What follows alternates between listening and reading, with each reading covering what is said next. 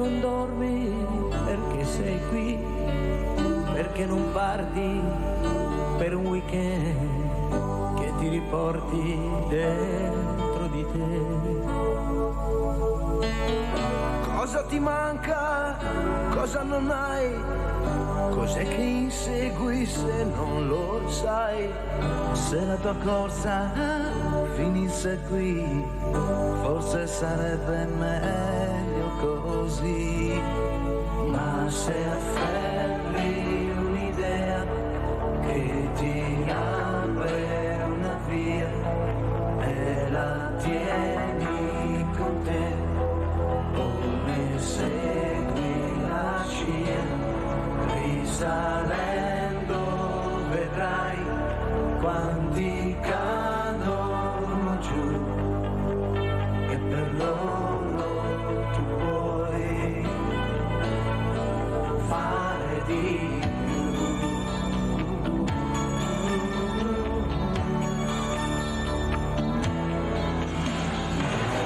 In questa barca persa nel blu, noi siamo solo dei marinai, tutti sommersi, non solo tu, nelle bufere dei nostri guai.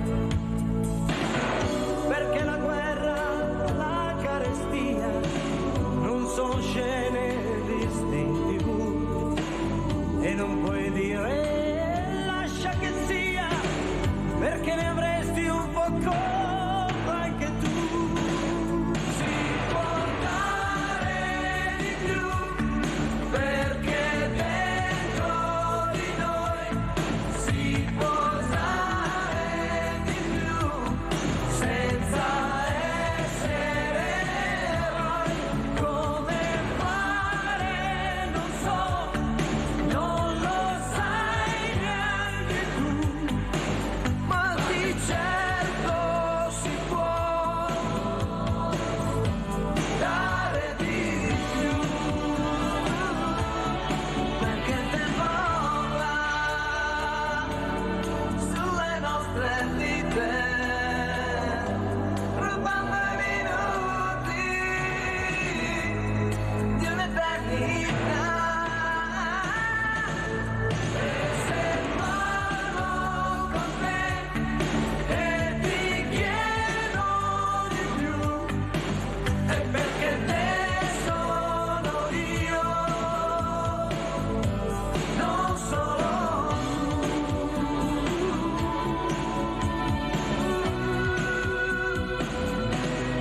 si può dare di più, perché dentro di noi si può usare di più, senza essere eroi. Come fare non so, non lo sai neanche tu, ma di certo si può dare di più. Come fare non so, non lo sai neanche tu, ma di certo si può dare di più.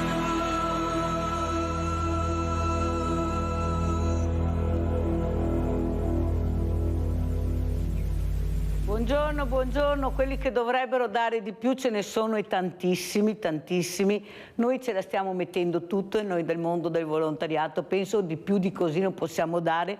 Ne parlavo questa mattina con l'ospite in presenza, che è Charles Frison, presidente Artemis, e voi lo conoscerete già perché lo avete già conosciuto, un ragazzo giovane che sta cercando di fare del mondo del volontariato un aiuto a questa popolazione che sta invecchiando con sempre più acciacchi ma soprattutto dare quell'ascolto e quel riconoscimento che sono le figure che hanno bisogno. Si può dare di più, lo dico anche ai politici, questi politici che sono molto lontani da quelli che sono le esigenze della popolazione italiana, da nord a sud, da est a ovest. Abbiamo sentito ancora tagli alla sanità, non capiamo, non riusciamo a capire dove abbiamo dei problemi enormi proprio con la sanità, tante strutture, pochi medici, pochi infermieri, scuole senza insegnanti. Io non lo so cosa sta succedendo, però bisogna pur parlarne, che qualcuno speriamo ascolti. Ne basterebbe un pochi, no tutti, no tutto il Parlamento, ma un pochi magari non sarebbe male. Allora sentiamo proprio cosa ci racconta Sasha Frison, presidente Artemis. Presentati Sasha. Salve a tutti. Sì, io sono già stato ospite vostro, quindi grazie di nuovo per l'invito e sì, come l'altra volta mi ripresento, sono appunto il presidente dell'associazione Artemis, o Artemis, dipende da dove si vuole mettere l'accento, e noi siamo praticamente i cugini piccolini del 118, nel senso che noi ci occupiamo del soccorso e trasporto extraospedaliero in ambito però veterinario. Quindi noi andiamo a colmare quelle mancanze che ci sono quando un animale di proprietà sta male e il proprietario non sa come comportarsi, non sa che cosa fare, non sa come portarlo dal proprio medico, dal proprio veterinario o in una clinica veterinaria. In quel caso abbiamo deciso ormai a fine 2018, quindi siamo diciamo abbastanza rodati, di istituire questa associazione, questo servizio, proprio per andare a colmare questa mancanza, e lavoriamo esattamente come un 118. Abbiamo la nostra ambulanza che si chiama ambulanza perché è un'ambulanza, lo dico perché tanti poi ci vedono arrivare e dicono ah, pensavo fosse un furgone con le gabbie. Assolutamente no, è proprio un'ambulanza a uso veterinario, quindi determinati equipaggiamenti sono stati creati apposta per l'utilizzo in ambito veterinario, però il servizio è proprio quello. Allora andiamo a vedere anche questo video così capiamo bene di cosa si occupa il nostro Sasha e poi lo commentiamo. Andiamo a vedere.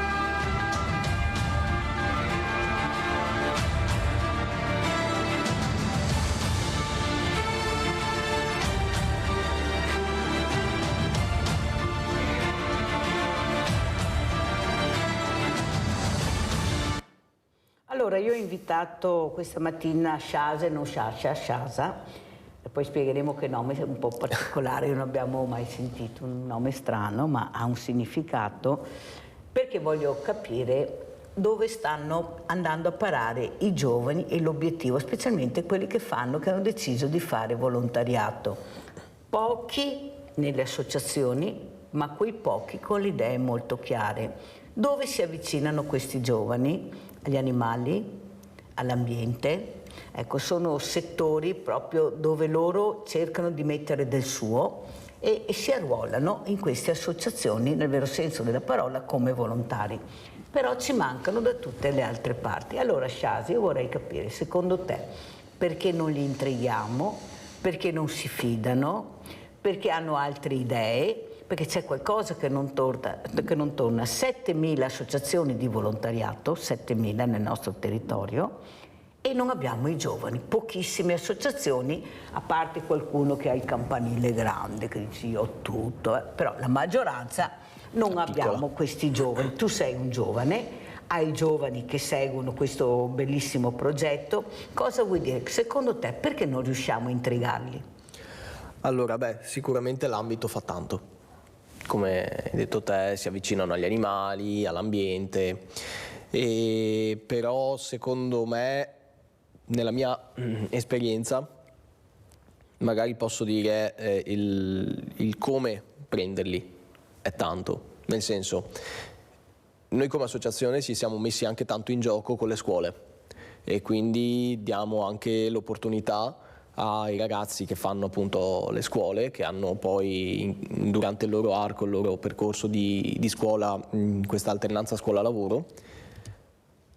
Abbiamo contattato delle scuole dicendo che noi siamo disposti, anche se non è un lavoro, però è un volontariato, ad accettare i tirocinanti, anche perché noi siamo, diciamo, la fortuna di essere un ponte comunicante tra essere un proprietario ma entrare nel mondo veterinario. Quindi magari ci sono tanti ragazzi, questo posso dirlo perché della maggior parte dei ragazzi che ho all'interno dell'associazione poi hanno fatto questo passaggio qua, però tanti entrano dicendo mi piacerebbe fare il medico veterinario, il tecnico veterinario, l'infermiere veterinario, e quindi vorrei sfruttare la vostra associazione per intanto capire e conoscere l'ambito per poi... Per avere l'ABC almeno. Esatto, per vedere se gli può piacere, l'ABC, se fa per me, perché comunque stiamo parlando di medicina, poi in un'ambulanza si sta parlando di emergenza, quindi comunque anche situazioni che vanno al di fuori del che bello vedo il cucciolo che gioca, cioè comunque poi noi, anche il medico ha a che fare con il paziente geriatrico, il paziente critico, quindi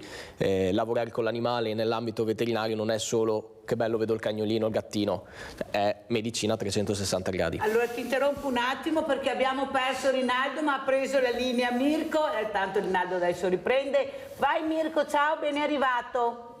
Buongiorno signora Mirella. Buongiorno, numero uno stamattina Mirko. Grazie. Ma un carissimo saluto al suo illustrissimo ospite, che faccio i grandi complimenti di esistere questa realtà. Sì.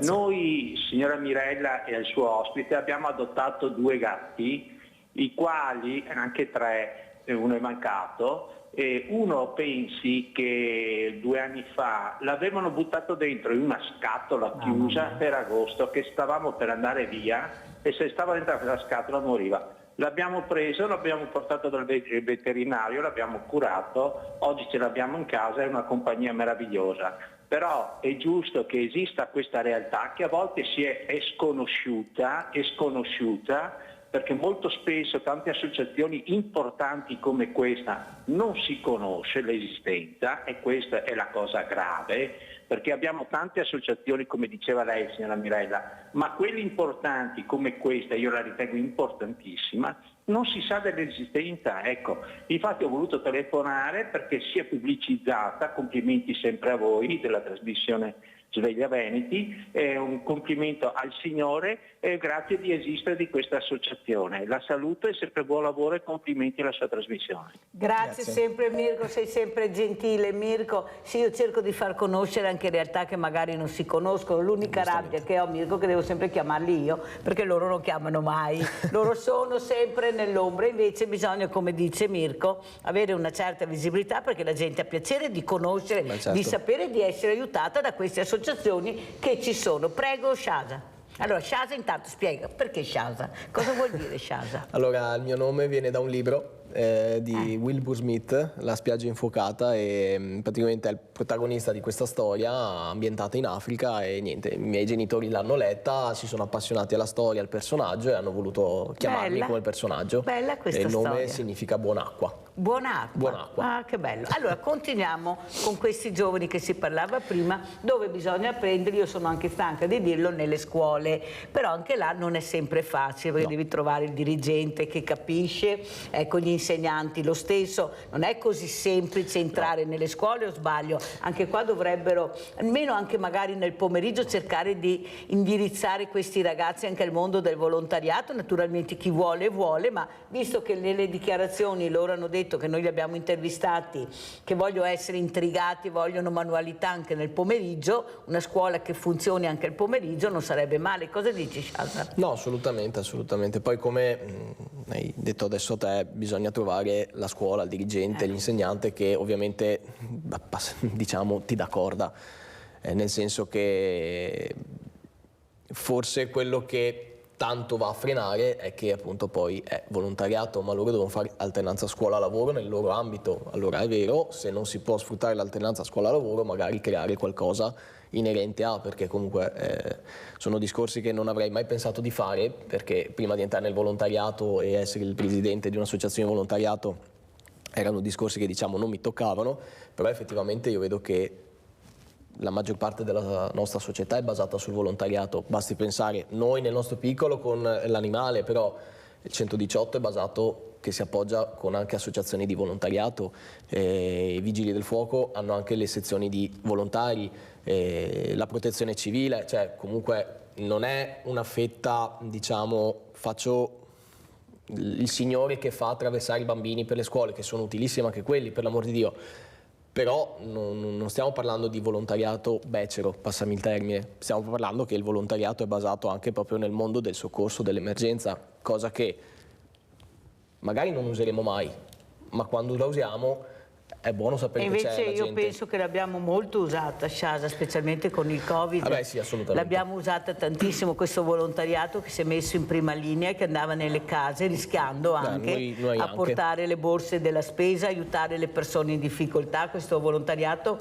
che non si è mai fermato, nonostante anche non ci fossero ancora i vaccini. Per noi, io ad esempio e tanti come me non hanno mai chiuso il banco solidale, naturalmente con tutte le precauzioni, ma sempre presenti. Quando ero in difficoltà ho chiesto aiuto alla Croce Rossa, che mi ha aiutato, perché veramente bisognava essere anche preparati. Guardate che abbiamo passato dei momenti non facili. Ecco, dopo questi momenti non facili, cosa ti è rimasto? Cosa hai capito e cosa vorresti capire di più, Shasa? Proprio in questo mondo, specialmente quando tu dici quando c'è il bisogno, bisogna esserci. Io penso che quello che ci sega le gambe è questa burocrazia, ne parlavo anche stamattina, è una roba indecente, cioè una roba proprio stanno cercando proprio di colpire quel volontariato puro, veramente semplice a mio avviso, quello genuino, a discapito di qualche furbo che c'è stato, metti anche più di qualche furbo, però non è giusto poi sparare nel monchio e colpire quelle associazioni che sono veramente associazioni che hanno dato tanto, però non ne veniamo fuori. Guardate, è una tragedia, chiedete a Shasa, adesso lo dirà,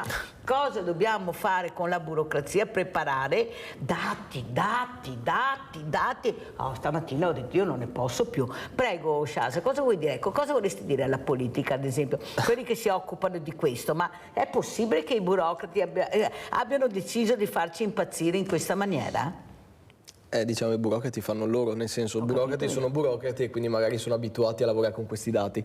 Cioè, nel senso, a dover fornire e stare sempre a far dati. Io posso solamente dire che sì, tutte queste restrizioni, queste nuove metodologie da fare, magari sì, servono per colpire i furbi, perché ci sono stati e purtroppo ci saranno sempre, perché il mondo dove non c'è il furbo è un'utopia. Però sì, per andare a prendere questi furbi, spesso e volentieri non si pensa al danno tra virgolette collaterale di quello che non è stato furbo, ma che però non ha la possibilità. Esatto, ci metto dentro appunto la mia associazione che sì, siamo i cugini piccoli del 118 e tutto quanto, sembra molto bello perché lo è, per l'amor di Dio, però cioè, siamo un'associazione piccola, cioè, siamo in 20. Io non ho una segreteria dipendente, io non ho dei dipendenti, io non ho persone che seguono solo quello, siamo tutti volontari che anche la parte burocratica e gestionale ce la organizziamo e gestiamo nel nostro tempo di volontariato. Ma nonostante siate anche svegli più di qualche altro, perché veramente anche con le nuove tecnologie siete molto più bravi, però anche voi siete in difficoltà. Ma allora giustamente ieri il sindaco di Musile di Piave, il sindaco Susana, ha detto una cosa molto chiara. Lei è una commercialista, ha detto io ho capito la legge e la leggo, ma quando l'ho letta dico ma questo qua non poteva abbreviare, sintetizzare, che tanto era la stessa cosa, perché poi il nocciolo della questione viene fuori dopo. Allora perché mi metti tutto questo popò di ambaradan quanto potevi scrivere in maniera molto più semplice? Questo che non riusciamo a capire, perché non c'è la semplicità nelle cose che fanno. Cioè noi non è che non diciamo non fatele, noi diciamo fatele semplificate, perché non è possibile diventare pazzi, persone poi che sanno di cosa dicono, perché sono addetti ai lavori, che anche loro sono veramente delle volte con le spalle al muro e dicono ma cosa sto leggendo, ma cosa ha scritto questo? Ecco, è questo forse, ecco, c'è qualcosa che non torna nei nostri conti. Allora andiamo a vedere anche il secondo episodio, che così capiamo cosa fa Shasa Frison. Andiamo a vedere il prossimo video. Attenzione! Il seguente video è stato girato a scopo documentaristico. Vengono trattate situazioni di urgenza e emergenza. Alcune immagini potrebbero urtare la vostra sensibilità. Al giorno d'oggi chi non ha almeno un animale in casa? Loro ci danno amore, compagnia e gioia. Sono fedeli compagni che ci accompagnano tutti i giorni per tutta la loro vita. Ma cosa succede quando loro stanno male? Chi può aiutare i nostri amici a quattro zampe? Certo, il veterinario è il punto di riferimento. Ma chi chiamiamo quando il medico veterinario non può venire in casa? Oppure quando la situazione è talmente grave che bisogna portarlo d'urgenza in clinica? Siamo a Mestre, in provincia di Venezia. L'associazione Artemis ODV garantisce interventi di soccorso veterinario a favore di animali di proprietà, garantendo loro manovre di primo soccorso e trasferimenti rapidi verso i medici veterinari, garantendo nel mentre un costante supporto. I soccorritori e i professionisti che lavorano all'interno dell'ambulanza sono altamente preparati e formati e sono sempre a disposizione degli animali. Ed è proprio qui che inizia la nostra serie. Nella puntata di oggi, la squadra composta da Cristiano, autista soccorritore, e Shasa, infermiere veterinario, dovrà affrontare una situazione critica. Un cane di 85 kg di razza Leonberger sta avendo un colpo di calore. Il fattore tempo in questi casi è cruciale. Proprio perché il fattore tempo è importantissimo, il mezzo viene inviato in codice rosso. Con questo codice l'autista ha l'autorizzazione ad attivare i dispositivi d'emergenza e quindi lampeggianti e sirene. Grazie ad essi i soccorsi possono destreggiarsi in mezzo al traffico per arrivare il prima possibile. No, vai. Penso che sia dove c'è quel furgone, perché c'è una signora fuori, via Padà. Sì. Allora. Proprio perché si tratta di una guida d'urgenza, l'autista deve prestare la massima attenzione alla strada e ai conducenti che si trovano su di essa. Per aiutarlo, l'infermiere controlla il navigatore per dare indicazioni precise su dove si trova il target. Il lavoro di squadra in queste circostanze è fondamentale. Sì, prendo il borsone. Sì. Arrivati sul posto, Shasa e Cristiano si coordinano su come affrontare la situazione. Una delle prime regole del soccorso è la rapidità. Proprio per questo, nel mentre l'infermiere prende il borsone da soccorso e va dall'animale, l'autista ha un compito importantissimo, cioè mettere il mezzo in pronta partenza. Ciò permette di evitare manovre inutili quando si deve ripartire per andare in clinica.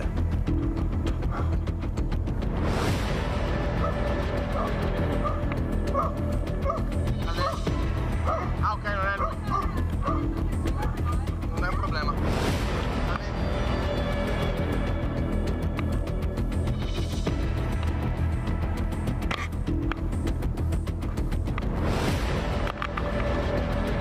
Arrivato dal paziente è evidente che la situazione è grave. La mole del cane sicuramente non aiuta e bisogna pensare in fretta. Shasa contatta via radio Cristiano per dargli indicazioni.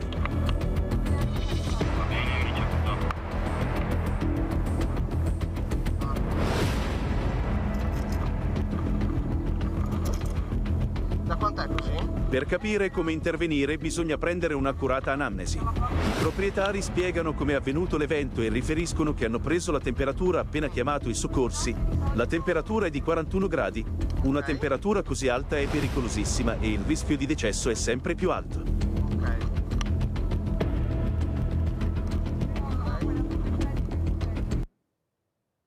Allora, questo per far capire, vi ricordate quando quest'estate parlavamo di questi cani nelle spiagge, proprio distesi sulla sabbia anche rovente a volte, che questo grande volontario di Lega Ambiente, Mastroianni, Francesco Mastroianni con sua moglie Marisa, che cercavano di portare un ombrellone, l'acqua, perché queste persone arrivavano con questi animali, ecco, magari anche alle ore 13, perciò proprio fresco, ecco, con il cane o due cani anche senza ombrellone, senza niente, ma si può, perché i colpi di calore, avete sentito, loro sono come noi, anche loro hanno questi problemi. Sì, Prego, Shasa, ad esempio questo è un esempio. Esatto, questo è un esempio, un cane che era solo in giardino, cioè quindi neanche in spiaggia. Però sì, le ore più calde, attività fisica durante le ore più calde, tutto quello che può surriscaldare l'animale può provocare appunto il colpo di calore come abbiamo appena visto. Poi fatalità ero io di turno, quindi quel filmato ci sono proprio io che sto operando.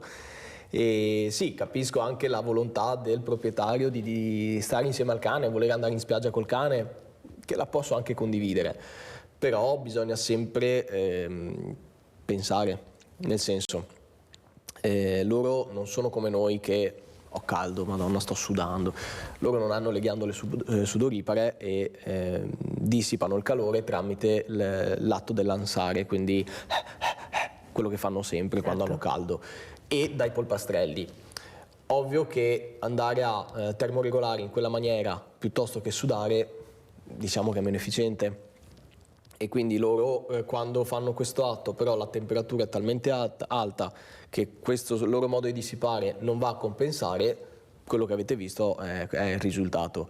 Quindi sì, diciamo che le spiagge in primo luogo, se vogliono accogliere l'animale, dovrebbero creare magari delle postazioni apposta dove l'animale può anche stare all'ombra e non avere il caldo, perché come mi dicevi te mentre c'era il video, cani sulla sabbia, la sabbia, sono il primo a dire io la odio, perché quando devo andare magari in acqua, cioè, ho una praticamente piana rovente da dover attraversare, figuratevi se sta sdraiato il cane. Eppure Sciasa non sono delle persone sprovvedute, perché io le ho anche osservate, è anni ormai che parlo di queste cose.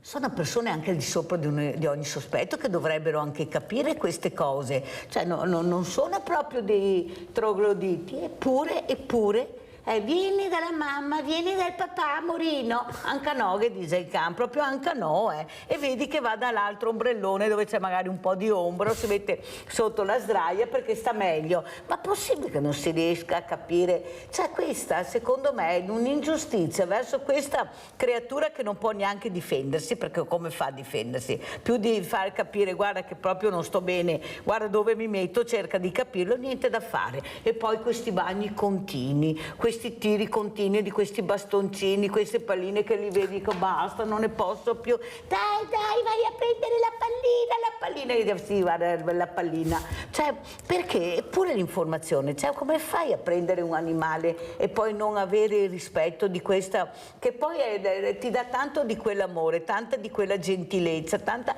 io non riesco a capire come si fa. Io ho i veterinari che dicono le cose che dici tu, attenzione, eppure siamo nel 2023, cappottino, berettine, magari gli mette anche lo smalto nelle unghie, invece di capire che non si possono portare in spiaggia questi animali 8 ore, 9 al giorno, conforme il proprietario decide di stare in spiaggia, tanto lui è abituato, tanto non c'è problema, ma è vero? No, cioè nel senso è proprio lì il problema, che come hai detto te l'informazione c'è, è la qualità dell'informazione però che conta, nel senso esempio banalissimo, proprio sciocco, ho mal di gola, ho tosse, scrivo su Google, ho tosse, cosa può essere? Per il dottor Google io domani devo contattare l'azienda funebre perché ci sto per lasciare le penne.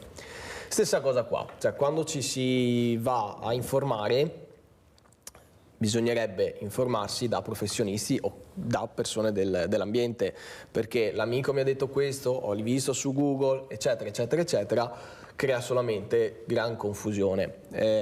Una cosa che mi viene proprio banalmente dal cuore dire è ci sono fior di professionisti nel mondo cinofilo e veterinario che basterebbe anche solamente alzare la cornetta, vorrei prendere un appuntamento per una consulenza. Anche chi andiamo a ritroso, qua stiamo parlando del colpicalore, il cane è tanto abituato e quant'altro. Anche stupidamente voglio prendermi un cane, ok, bellissima cosa, voglio prendermi un cane, un gatto, quello che sia, però è la mia prima esperienza. Andiamo a sentire magari prima un veterinario, un istruttore, un educatore cinofilo, perché chi prende il cane deve anche rendersi conto che è bello, è divertente, sono compagni di vita come abbiamo scritto nel video, però sono bambini, adolescenti perenni. Cioè, il cane di 6 anni, che dice ormai a 6 anni, non si alzerà mai alle 6 del mattina a dire aspetta che ho fame e mi faccio la colazione. Il cane di 15 anni, che ormai dice è anziano, non si alzerà mai a dire aspetta che vado fuori e mi scappa la pipì. Cioè è un'attenzione costante, e l'attenzione costante non è solamente nelle piccole cose di saper interpretare e leggere i segnali che può dare il cane, e questo ce lo può insegnare un istruttore cinofilo, un educatore cinofilo, ma anche proprio banalmente una concezione di dire io sto male, dottore sto male, cosa devo fare? Il cane se sta male, il gatto, il cane, il pappagallo, la tartaruga, quello che vogliamo, se sta male non è che ti viene a dire ho un po' di mal di gola, mi fa male la schiena, cioè te lo fa capire magari esprimendo dei disagi, che quei disagi non bisogna dire ok il cane ha vomitato, aspetto, che per carità, vomita una volta, dice aspetto di vedere oggi come va, possiamo anche accettarlo. Però io mi tolgo dalle vesti di ambulanza e mi metto nelle vesti di infermiere di un ambulatorio, perché io lavoro in un ambulatorio, ricevere le chiamate e sentire ho il cane che è da una settimana che vomita e non mangia, sì, ma se tu stai una settimana che vomiti e non mangi, aspetti o vai dal dottore? Pubblicità.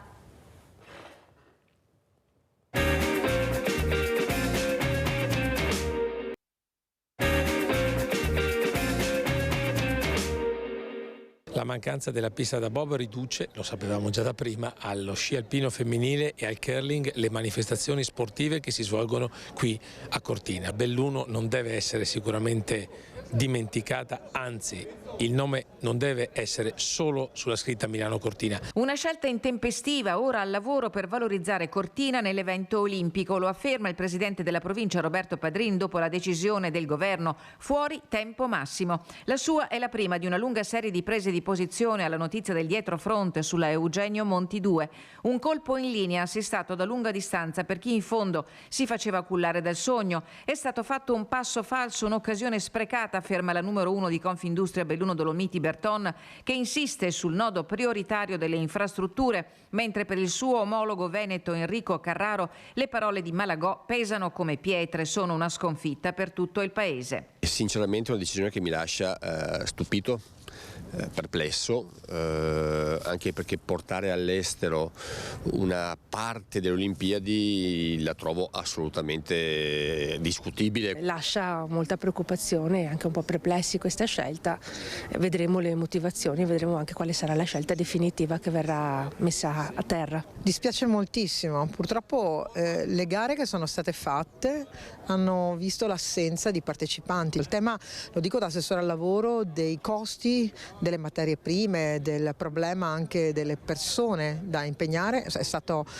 ben più grave del dovuto e questo sta rappresentando ovviamente una grossa difficoltà per poter proseguire. E poi ci sono i commenti di segno decisamente opposto, una decisione di buonsenso per Alleanza Verdi e Sinistra. Il PD con il segretario regionale Martella chiede al ministro Abodi di riferire in Parlamento. Di figuraccia internazionale parla il segretario provinciale dei Dem Alessandro Del Bianco, mentre il segretario della CISL Paglini chiede la conferma degli investimenti sul territorio. Il Veneto che vogliamo con la consigliera Elena Ostanella chiede a Zaia di spiegare in aula e di assumersi le responsabilità. Sulla stessa linea la consigliera Cristina Guarda di Europa Verde. La Regione ha previsto ancora quest'anno un indebitamento di 85 milioni per le prossime Olimpiadi. Vogliamo sapere per cosa questi soldi la Regione andrà a spenderli. E poi la voce del Comitato Civico di Cortina. Oggi è una bella giornata per Cortina e siamo felici perché abbiamo fatto un lavoro, sono 2 anni che cerchiamo di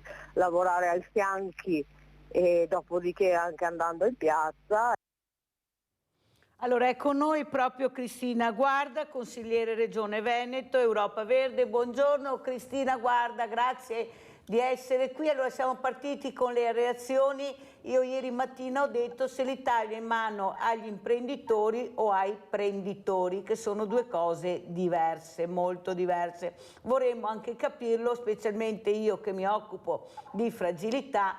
Vorrei capire qual è l'obiettivo, se come ha detto il presidente del CONI regionale che ho avuto ospite ieri, Dino Ponchio, questa attività servirebbe a 26 persone perché sono 26 iscritti alla pista da bob in Italia. Cosa ci dice, com'è il suo commento dopo aver sentito le reazioni?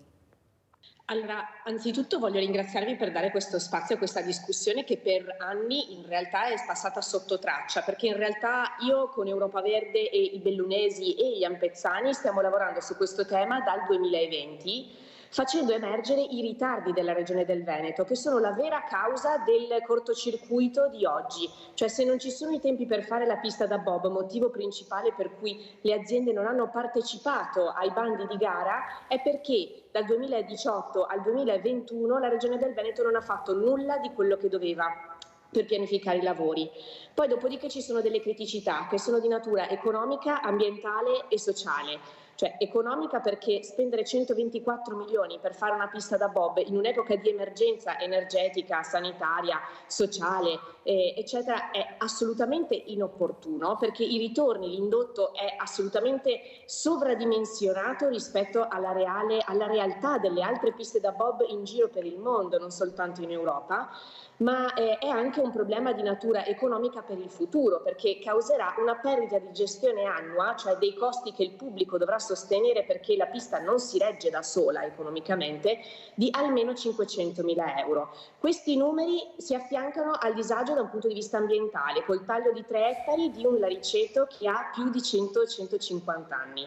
Quindi di fronte a questo noi ci siamo detti che, siccome il CIO, il Comitato Olimpico Internazionale, ha detto alla Regione del Veneto nel 2020 utilizzate piste esistenti e funzionanti, ce ne sono alcune in Europa e potete usare quelle, allora noi abbiamo ritenuto fin dal principio di analizzare tutti i dati che non venivano condivisi con la comunità e proporre l'alternativa, cioè utilizziamo l'esistente così come ci dice il CIO.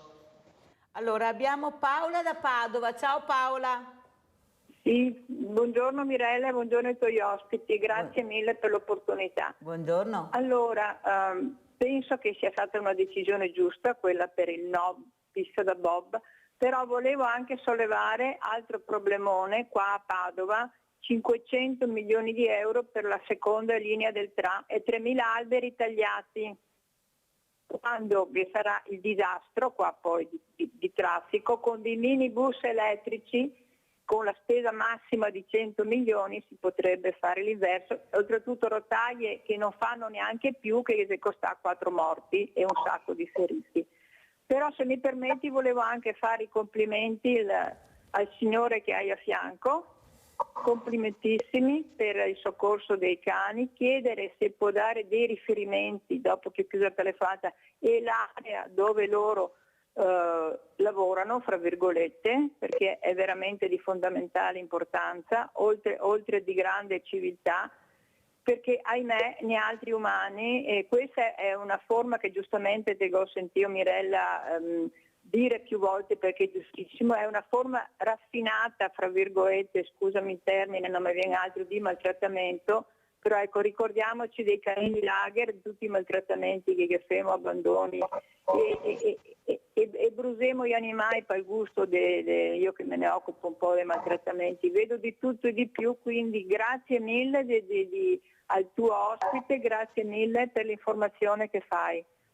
Grazie saluto, Paola, grazie, un ancora. abbraccio a Paola, poi Shasa Frison darà appunto dei numeri in maniera che la gente, come vedi, è importante conoscerli. Allora Cristina, però finiamo il discorso su questi soldi, perché io ho avuto ospite il sindaco di Cortina, il quale era molto fiducioso invece che passasse dal governo che desse la possibilità di fare questa pista, ha detto noi poi non c'è nessun problema perché io come sindaco avrò la possibilità di fare le opere dopo, ce l'ho in carico io lo gestirò perché ho la possibilità. Allora gli ho detto che andremo tutti a Cortina perché è l'unico sindaco che ho sentito che ha la possibilità di spendere tutti quei soldi per tenere in piedi la pista da bob. Ho sbagliato città, vengo da lei perché è l'unico sindaco tra tutti i sindaci che ho sentito, e ne ho sentiti veramente parecchi, che dice che non c'è nessun problema per questi soldi per la manutenzione. Mi sembra un po' strano a sentire questo, Cristina, guarda. Io non riesco a capire quale sia la verità, perché il giorno successivo, anzi il giorno stesso della manifestazione che ha radunato a Cortina più di 1000 persone per dire utilizziamo questi 124 milioni per qualcosa che faccia bene alla montagna, agli servizi sociali, sanitari, piuttosto che all'evoluzione economica in tempo di crisi climatica, lo stesso sindaco mandò una comunicazione, proprio un comunicato stampa, ammettendo di dover scrivere al CIO, al Comitato Olimpico Internazionale, di non avere la possibilità oggi di garantire le risorse per garantire il futuro della pista, cioè il futuro sostentamento e diciamo, pagamento dei costi in più che da sola la pista non era in grado di gestire. Quindi delle due l'una, bisogna capirsi qual è realmente la disponibilità del Cristina, comune di guarda, può darsi che a Cortina sia arrivato Paperon dei Paperoni, perché là che arrivano mi viene anche il sospetto che ci sia qualche Paperon dei Paperoni che magari sia interessato a questa cosa. Quello che veramente rammarica però è sentire, per carità, le persone possono esprimere, c'è chi è favorevole e chi non è favorevole, ma la trasparenza che non c'è. Allora noi sentiamo, i cortinesi non hanno partecipato alla manifestazione, tutte persone venute da fuori. Poi sentiamo il comitato invece che non è vero. Io ho ricevuto anche una telefonata da Vladimiro da Rovigo che ha detto ma sul Vajont per la commemorazione c'erano 6.000 persone, là ce n'erano 1.000, i conti non tornano. Io semplicemente ho fatto la mia riflessione, sono due cose completamente diverse.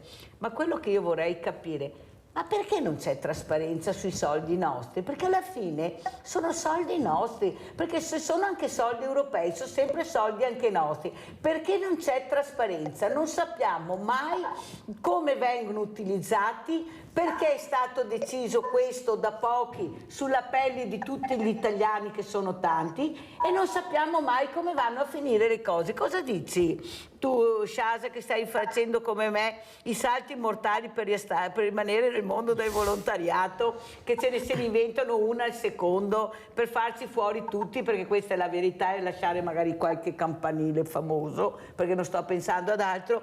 Ma soprattutto cosa vuoi dire? Tu cosa ti senti di dire dopo quello che hai sentito? Voi che fate volontariato puro, come apprezzato dagli italiani, hai sentito anche la signora che ha chiamato, magari come Mirko, non è solo la signora Paola ma anche Mirko. Cosa vuoi dire?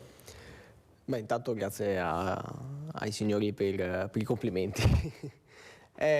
Cosa voglio dire? Evidentemente non sono più soldi nostri a un certo punto, cioè nel senso, no, capisco perfettamente, però sì, mi fa molto ridere come dicevamo prima, che sulle piccole associazioni, cioè, devi anche andare a dichiarare i 2 euro che ti prendi per la bottiglietta d'acqua, e poi sulle questioni magari nettamente più grandi non ci sia appunto la trasparenza, cioè pretendono la trasparenza senza dar trasparenza.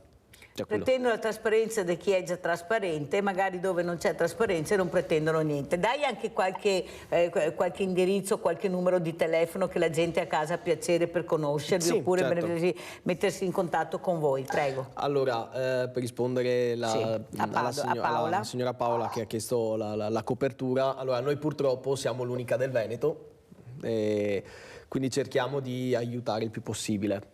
Ovvio con un senso ragionevole di causa, nel senso che fatalità ieri, proprio per restare in tema, siamo stati chiamati da una signora di Belluno e ovviamente Belluno è abbastanza lontana, quindi valutiamo sempre la distanza e che cosa sta succedendo. Nel caso della signora era una situazione abbastanza urgente e grave, quindi il nostro tempo di percorrenza sarebbe stato troppo e quindi l'abbiamo guidata telefonicamente su come fare, l'abbiamo aiutata cercandogli anche dei contatti più vicini e quant'altro. Però Padova, per esempio, è una zona che noi copriamo tranquillamente. Ecco, dai il sito, il numero di telefono. Assolutamente, se avete bisogno del nostro servizio. Allora, penna, carta e penna, vai, perché per qualsiasi cosa basta chiamare il nostro centralino al numero 351. Piano, 351. 828. Oddio, ho un vuoto.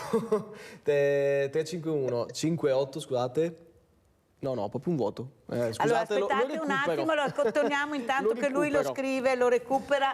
Allora, perché veramente sai, le telecamere fanno anche questo a volte, veramente ti fai il vuoto. Allora Cristina, guarda, quello che però sorprende è che un rappresentante del PD, mi sembra che Padrini, il presidente della provincia, sia del PD, non so se ha cambiato partito ultimamente, ma non mi risulta, ecco, non sia proprio favorevole a questa decisione che è stata presa dal governo, mentre abbiamo sentito Martella invece che dice che per lui la trasparenza è una cosa importantissima e che questi soldi dovrebbero essere stati impiegati in maniera diversa. Lei come legge, ecco, questo traballamento, Ma in realtà la provincia di Belluno si è espressa a maggioranza con un voto contrario alla pista da bob, chiedendo appunto di far fare le giuste valutazioni per andare in un'altra pista, che è quella per esempio di Innsbruck, come appunto anche noi di Europa Verde abbiamo promosso, essendo verde anche il sindaco di Innsbruck, abbiamo cercato di portare le giuste informazioni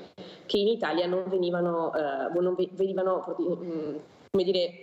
trasmesse alla stampa con un po' di fantasia, nel senso venivano sparati numeri a caso, non venivano dati i dati corretti e le informazioni corrette. Quindi noi abbiamo dato conto dell'alternativa che al posto di spendere 124 milioni più i soldi per organizzare l'evento, avremmo potuto spendere 12 milioni per noleggiare la pista e organizzare l'intero evento del bob, skeleton e slittino a Innsbruck, e questo come consigliato dal Comitato Olimpico Internazionale. Quindi la provincia ha dato una sua visione, una sua linea di indirizzo, e per questo insomma ringraziamo i consiglieri che si sono impegnati in questa logica. Poi sa qual è la difficoltà? È questa, che dal governo Conte fino al governo Meloni tutti quanti i partiti che hanno fatto parte delle maggioranze, praticamente tutti tranne il mio, hanno votato per finanziare con i soldi nazionali la pista da bob.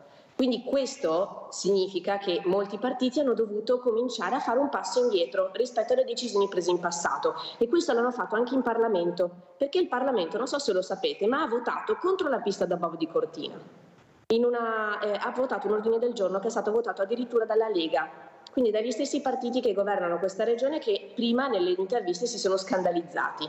Ma perché? Semplicemente perché spendere 124 milioni per un'opera che provoca debiti alle comunità, alle istituzioni locali, è assolutamente una scelta irresponsabile, tanto più oggi.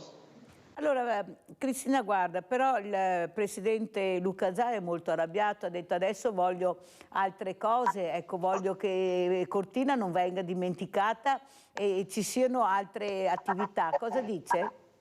Mi dispiace, il Presidente doveva svegliarsi prima, mi dispiace dirglielo, perché nel 2018 lui nel dossier olimpico ha fatto scrivere che era in corso lo studio di fattibilità tecnico-economica della pista da bob, cosa che è iniziata a essere valutata e analizzata solo a fine 2021. Quindi in quel dossier sono state espresse delle vere frottole, purtroppo. E si sono persi 3 anni proprio a causa della sua competenza, perché all'epoca era la competenza della Regione del Veneto fare questi studi. E quindi è inutile adesso piangere su un qualcosa che lui si è creato con le sue stesse mani. Allora, un'altra cosa che vorremmo capire è i cortinesi non hanno partecipato alla manifestazione. Io ho avuto il sindaco quale ha detto abbiamo commercianti, abbiamo albergatori, abbiamo persone favorevoli, non ci sono cortinesi, contrario pochi. È vero o non è vero? In realtà hanno partecipato per esempio anche a un sondaggio creato dalla realtà del Comitato Civico di Cortina, e quasi 2000 persone hanno detto che sono contrarie. Cortina non è un paese molto popoloso, è una comunità che vive molto di turismo ovviamente, e ha anche problemi di overturismo, cioè di un eccesso di turismo in alcuni periodi dell'anno. E quindi oggettivamente parlando sappiamo che alla manifestazione hanno partecipato molti ampezzani, specialmente quelli che magari hanno avuto l'opportunità di approfondire il tema, ma siccome le informazioni dentro le case dei cortinesi non è arrivata, tanto che ho dovuto andare io a presentare il primo studio di confronto delle alternative fatto dalla Regione nel 2021 perché nessuno l'aveva reso pubblico, probabilmente se le informazioni arrivassero in case cortinesi così come dovrebbero, nella trasparenza totale, la partecipazione sarebbe stata sicuramente maggiore, ma gli ampezzani c'erano, ce l'hanno testimoniato, oltre a essere gli organizzatori dell'evento, c'erano. Abbiamo Leone da Tre Baseleghe. Ciao Leone. Ciao Mirella, grazie, saluto i tuoi ospiti. Allora mi sembra che questa scelta di fare le Olimpiadi è stata una scelta affrettata e senza valutare tutti i problemi che sarebbero usciti fuori. Questo vuol dire che noi dal Vajont non abbiamo imparato nulla. Questo è il fatto. Perché prima di mettersi a fare le Olimpiadi uno deve valutare tutto bene. E adesso ci troviamo che non siamo capaci ci sono i soldi. E Milano-Cortina si trova che gli eventi sono tutti a Milano e niente a Cortina. Questo è il problema. Ma volevo chiedere una cosa all'Europa Verde. Io continuo a vedere nei funerali di giovani palloncini bianchi che vanno per aria, ma non è plastica. Come mai questi palloncini sono ancora messi? E i palloncini non sono solo i palloncini, sono anche i nastri dei palloncini che sono plastica. Adesso qualcuno ha detto che i palloncini sono biologici, biodegradabili. Da un articolo di Focus del mese scorso, la plastica biodegradabile si degrada se è messa nel composto, ma se è lasciata libera è come tutta l'altra plastica. Perciò devono smettere di dire stupidaggini. Allora la plastica, se è buttata in giro, è tutta plastica, anche quella biodegradabile. Primo. Secondo, se è proibito buttare la plastica in giro, dovrebbero essere proibiti anche i palloncini. Un'altra cosa, Europa Verde, c'è stata una guerra in Ucraina, quella guerra in Ucraina l'Europa Verde la doveva impedire a tutti i costi. E adesso c'è un'altra guerra in Israele, quella guerra lì l'Europa Verde la dovrebbe impedire a tutti i costi, ma non si è sentito niente delle guerre, e le guerre sono inquinanti come niente altro al mondo. Ciao Mirella, grazie. Grazie Leone, ho sentito le riflessioni di Leone, prego Cristina Guarda. Io ringrazio Leone perché ha toccato 3 temi che sono al centro dell'azione politica di Europa Verde anche a livello nazionale. Infatti sulla questione palloncini si è richiesto di vietarne completamente l'utilizzo, proprio perché l'abbandono di palloncini non soltanto è dannoso per l'ambiente ma è dannoso anche per la fauna e gli animali. E per questo motivo ha centrato uno dei temi che stiamo affrontando insieme con i nostri parlamentari. Il secondo punto sulle guerre, io stessa ho portato in Consiglio regionale delle azioni proprio per dirci quanto è pesata per esempio la guerra in Ucraina, che è il nostro polmone verde in Europa. Proprio da un punto di vista ambientale ha un riflesso in termini di qualità dell'aria eccetera enorme, e di conseguenza questa guerra sta peggiorando le nostre condizioni di vita, oltre alla distruzione della biodiversità. Le guerre, per questo motivo Europa Verde si è fin da subito definita contraria anzi favorevole a soluzioni di pace e alla generazione di rapporti di pace anche a livello europeo, perché i Greens europei, i Verdi europei sono intervenuti proprio nell'ambito delle politiche internazionali, e così come in questi giorni stiamo presentando delle azioni per quanto riguarda Palestina ed Israele. Lo dico perché io alla questione pace ci tengo tantissimo, perché sono stata in passato con la mia, adesso ho 30 anni, ma quando avevo 20 anni ho vissuto anche delle esperienze proprio di generazione di pace tra giovani israeliani e palestinesi, e purtroppo la politica sta danneggiando questa buona volontà della gente che invece la pace la vuole a tutti i costi e non vuole la sopraffazione di un popolo verso l'altro.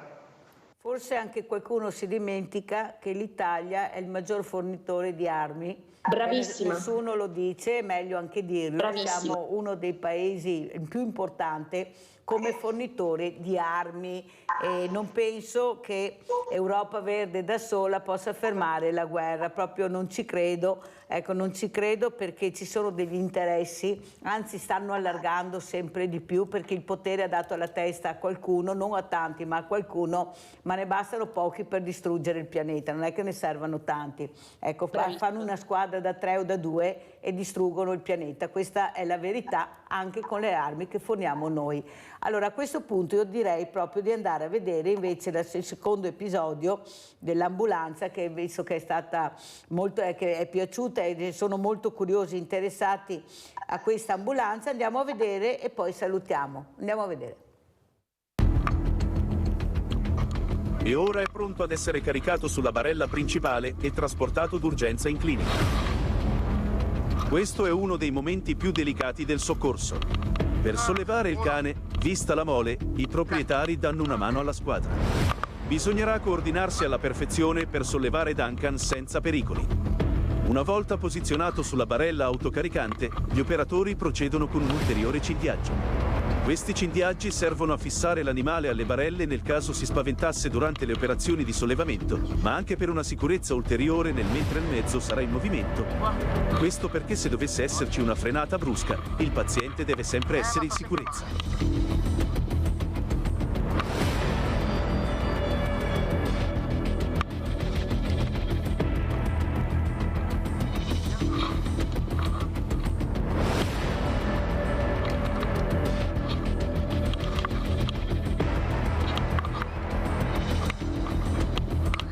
Recuperato tutto il materiale bisogna portare Duncan in ambulanza e come prima il sollevamento è sempre la parte più delicata.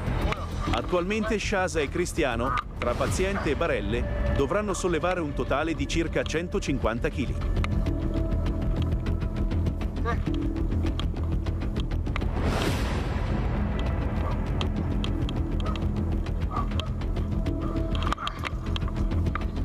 Ok, ci sei? Come? Sì?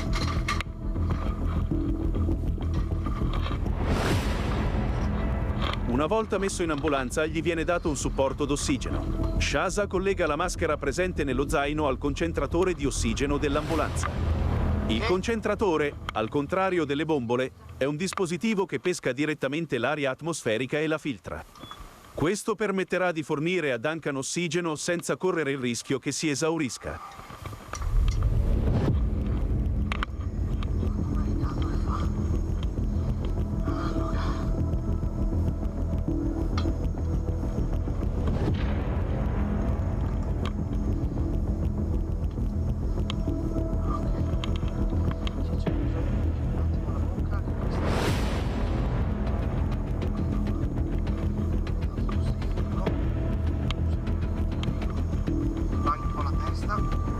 Durante tutto il trasporto, Duncan viene monitorato.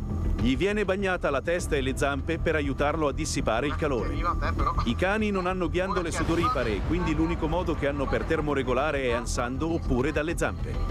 La testa invece viene bagnata perché al suo interno c'è uno degli organi più importanti del corpo, il cervello.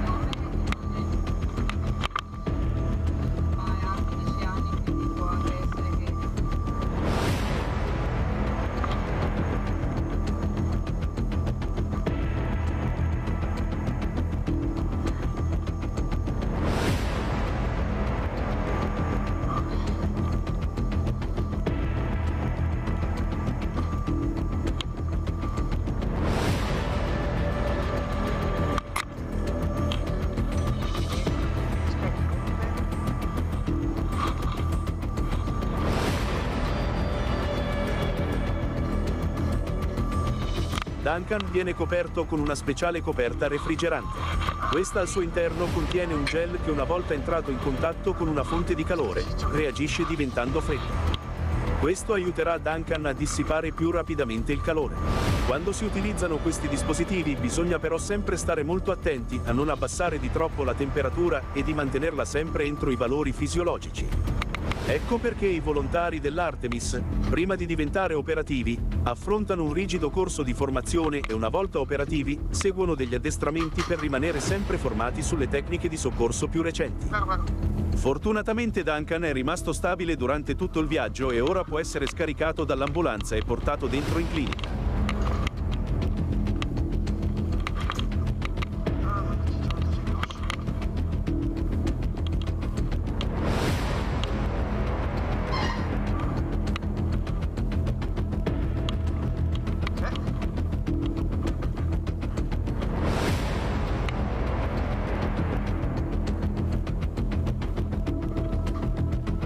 Una volta arrivati in clinica, il cane viene affidato alle amorevoli cure dei medici.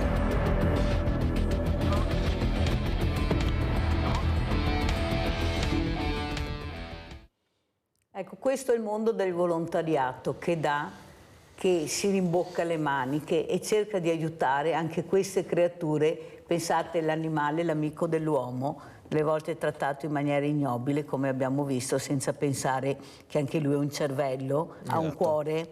Ecco, forse qualcuno non si è dopo amore, papà, nonno, zio, si è poi 8 ore di spiaggia, va. Non importa. Allora, Cristina, guarda, se mi permetti, io vorrei dare anche il suo numero a Shasa Frison se ha bisogno di un aiuto, di un supporto, perché è così il mondo del volontariato, siamo presi con le bombe, l'ha detto anche prima. Come ci saluta Cristina Guarda, perché so che deve andare in commissione. Sì, devo andare in Commissione Agricoltura e parlare di siccità, di cui magari avremo modo di parlare in altre occasioni, Mirella. E volevo ringraziare infinitamente non soltanto il tuo ospite, ma anche tutti quanti i volontari che in Veneto stanno facendo un grande lavoro ovviamente nei confronti delle persone, ma anche nei confronti dell'ambiente e degli animali che lo abitano, per cui vi ringrazio infinitamente di questo dedicarci a vicenda a ciò che di prezioso abbiamo. Sì, ma ci risentiremo perché questa mattina ho anche il dottor Francesco Bertola, medici ISDE, lei sa benissimo di cosa parlerò questa mattina, ho il professor Antonio Rosato, ricercatore AIRC, perciò non mi manca niente questa mattina per far capire che forse qualche fondo in più a queste realtà di volontariato e di ricerca andrebbero. Grazie Cristina Guarda, buona giornata, grazie. Allora diamo i numeri, ma non perché diamo i numeri, perché veramente ci fanno dare i numeri, ma i numeri che servono. Prego Shaza. Allora sì, come dicevo, il numero per contattarci è il 351 52 58 828. Ripeti? 351 52 58 828. Sono tanti 8 e mi ero confuso. Altrimenti potete andare sul nostro sito internet che è artemisodv.it, che è sostanzialmente il nome dell'associazione, quindi artemisodv.it. Là trovate tutte le informazioni sulla nostra associazione per diventare volontari, cosa facciamo, ci sono le foto degli eventi a cui abbiamo partecipato, c'è tutto quanto. Grazie anche a Shaza Frison, presidente Artemis, grazie pubblicità.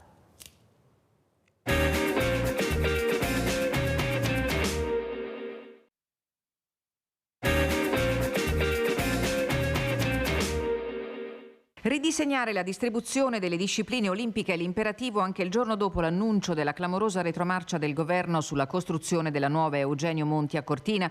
Il presidente della regione ha fatto partire stamattina una lettera indirizzata al presidente e all'amministratore delegato della Fondazione Milano Cortina 2026, Malagò e Vernier. Chiedo ufficialmente, perché l'ho già scritto, annuncio che l'ho già scritto, a Fondazione Milano Cortina di riequilibrare la dislocazione ovviamente delle gare e di quello che sono le venue sportive e olimpiche, visto e considerato che il Veneto perde bob, skeleton e slittino. La parola d'ordine è riequilibrare la presenza delle Olimpiadi in Veneto, lo chiede anche la presidente di Confindustria Belluno Dolomiti, Loren Berton. Cortina, le Dolomiti devono rimanere il cuore dell'evento e non possiamo cedere alla delusione. Da qualsiasi parte la si guardi, la decisione del governo ufficializzata dal presidente del CONI Malagò qualche difficoltà l'ha già creata. Che fine faranno i progetti per le infrastrutture? Saranno realizzati il museo e la riqualificazione dell'area Bob a Ronco? Il presidente di Fondazione Cortina, Stefano Longo, parla di sconfitta per il paese ospitante, ma al tempo stesso invita a tenere la barra dritta per non disperdere energie e capitale umano. Dal governo al momento nessun chiarimento. Il PD, con il senatore veneto Andrea Martella, ha depositato un'interrogazione urgente per conoscere stato delle opere previste e dei ritardi, oltre alla richiesta di audizione in commissione dei ministri Salvini e Abodi. Sul punto oggi dice la sua anche il presidente dell'Anci Veneto, Mario Conte. Non è colpa del Veneto se non ci sono più le risorse per poter realizzare questa pista, però è altrettanto vero che il Veneto viene penalizzato con questa scelta e quindi mi affianco all'appello del presidente Zaia di ricalibrare le competizioni in modo tale da poter dare le stesse opportunità ai territori. Allora vi presento subito due graditi ospiti. Abbiamo in presenza Giovanni Ottoni, ex consigliere nazionale CONI, Comitato Olimpico Nazionale Italiano. Abbiamo collegato anche da Padova il professor Antonio Rosato, ricercatore all'Università di Padova per AIRC, Associazione Italiana Ricerca sul Cancro. Allora io partirei proprio dal professor Rosato, non in quanto se è favorevole o contrario alla pista da bob, che ognuno può farsi le proprie riflessioni, ma i soldi che non vengono investiti sulla ricerca. Siamo un paese che investe poco nella ricerca e la ricerca vuol dire futuro, vuol dire migliorare la qualità della vita, essere in prima linea sui problemi che affliggono la comunità italiana. Cosa ci dice professor Rosato? Prego. Intanto buongiorno Mirella e buongiorno a tutti i suoi telespettatori. E allora adesso tra l'altro grazie per questo invito che mi permette anche di far presente un po' a tutti i nostri persone che stanno seguendo la trasmissione che novembre ad esempio per l'AIRC sarà il mese dei cioccolatini della ricerca, che quindi è una delle tante iniziative che l'AIRC promuove proprio per la raccolta di fondi che poi sono riversati appunto sulla ricerca, ovviamente in ambito oncologico. La sua disamina è una disamina corretta. Adesso tutto sommato la ricerca italiana per un breve periodo, quello connesso anche ai finanziamenti PNRR, ha qualche marcia in più, però questo è un una tantum che poi non credo avrà continuità ovviamente. Quindi noi, ad esempio in ambito oncologico, abbiamo per fortuna da oltre 50 anni questa grande realtà che si chiama AIRC, che riversa attualmente ogni anno circa 120 milioni nel paese specificamente sulla ricerca oncologica. Quindi è un aspetto estremamente importante, un aspetto che poi ha indirizzato in questi ultimi decenni anche le forze produttive della ricerca proprio in questo tipo di settori. Lo stesso però non si può dire in tanti altri ambiti dove mancano questi supporti e mancano da parte dello Stato. Io quello che mi sento di dire ovviamente è che la gente deve essere consapevole che può fare tantissimo, perché se poi non lo riceviamo dallo Stato cerchiamo almeno di aiutarci vicendevolmente, e la popolazione dal più piccolo al più grande hanno un'arma fondamentale che è il 5 per 1000 e quindi ed è un dato ancora importante, che oltre la metà o circa la metà delle dichiarazioni dei redditi che ogni anno vengono presentate non riportano una destinazione di questi fondi che comunque dobbiamo versare con le tasse, ma che se non sono indirizzate specificamente vengono formalmente persi. Quindi io non sto dicendo dategli all'AIRC, spesso e volentieri le persone, soprattutto quelle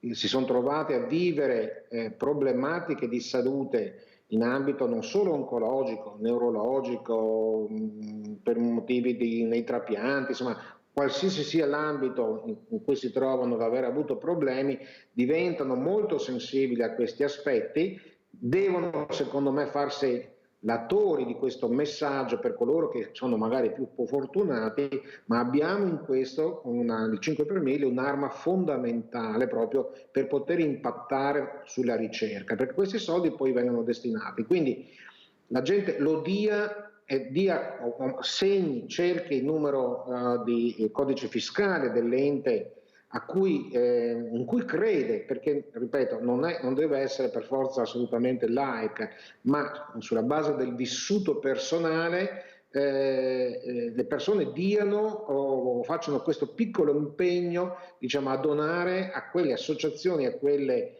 realtà di raccolta fondi che poi sono in ambito, appunto, non so, pensate a Teleto, pensate all'AIRC, pensate all'AILA, sono tantissime. Io non voglio assolutamente che sia monopolizzato dall'uno o dall'altra questa attività. C'è spazio per tutti, però c'è uno spazio che ancora non è adeguatamente sfruttato proprio alla luce di quello che vi ho detto. Quindi, però, professor Rosato, mi scusi se apro questa parentesi, non è che ci sia anche tutta in questa informazione e questa trasparenza? Ecco, queste associazioni che hanno diritto al 5 per 1000, io penso che avrebbero anche diritto che ci fosse, quando c'è da erogare questo contributo importante, una lista in tutti gli sportelli dei CAF e che non ci siano sempre solo magari i soliti noti. Io mi sono ritrovata ad avere persone che volevano dare il 5 per 1000 e qualcuno diceva loro ma noi non conosciamo, non sappiamo ma come. Ecco, anche qua ci vorrebbe anche un po' più di correttezza verso queste associazioni iscritte regolarmente al RUNTS, perché adesso ci mancava anche questo, perché ce ne inventano uno al secondo, per accedere ad avere il 5 per 1000. Perciò più trasparenza e più rispetto per le associazioni di volontariato che penso in questo momento stanno dando tantissimo. Allora, adesso andiamo da Giovanni Ottoni. ex consigliere nazionale CONI, Comitato Olimpico Nazionale Italiano, soprattutto la sua riflessione. Ecco, su queste decisioni c'è chi è favorevole, chi è contrario, chi qualcosa non ha letto bene, però io penso, caro Ottoni, che l'amministratore, che è il governo e anche il Parlamento in questo caso, lo Stato no perché siamo noi, quando deve prendere decisioni importanti che riguardano i nostri soldi, debba essere molto attento, visto e considerato che il Paese è in una situazione molto precaria. Noi abbiamo persone a detta delle associazioni di consumatori, tante famiglie, compresi anziani, che non si riscalderanno quest'anno perché non ce la faranno. E poi vediamo appunto continuare a parlare di una cosa che prima di essere decisa da pochi sulla testa di molti, ricordiamo che le iscrizioni allo slittino al Bob sono 26 in tutta Italia, dovrebbero consultarci perché sono soldi nostri. Allora se fossero soldi loro potrebbero fare quello che vogliono, ma siccome sono soldi nostri io pretenderei che quando sono decisioni così importanti che il Parlamento, avete sentito da Cristina Guarda, ha bocciato la pista da bob, l'abbiamo sentito questa mattina, non l'avevamo mai sentito, perciò un'informazione in più. Cosa ci dice Ottoni? Allora, il problema della pista di bob va visto sotto due aspetti. Un aspetto che è l'aspetto economico di cui ha parlato Michele adesso e un aspetto che è l'aspetto dell'impegno sportivo una volta che si chiede di fare i Giochi Olimpici. I Giochi Olimpici, se utilizzati bene, portano dei risultati al Paese, non solo agli atleti. Se pensiamo a come è cambiata Barcellona dopo le Olimpiadi del 92, chiaramente avremo un esempio di cosa si può fare. Torino stessa ha usufruito delle Olimpiadi del 96 per rifare il volto della città. Sull'impiantistica avrei qualcosa da ridire. Il problema del bob, slittino, eccetera, fa parte dei Giochi Olimpici. Non è tanto il discorso che l'altro giorno è stato comunicato che non si fa più la pista a Cortina.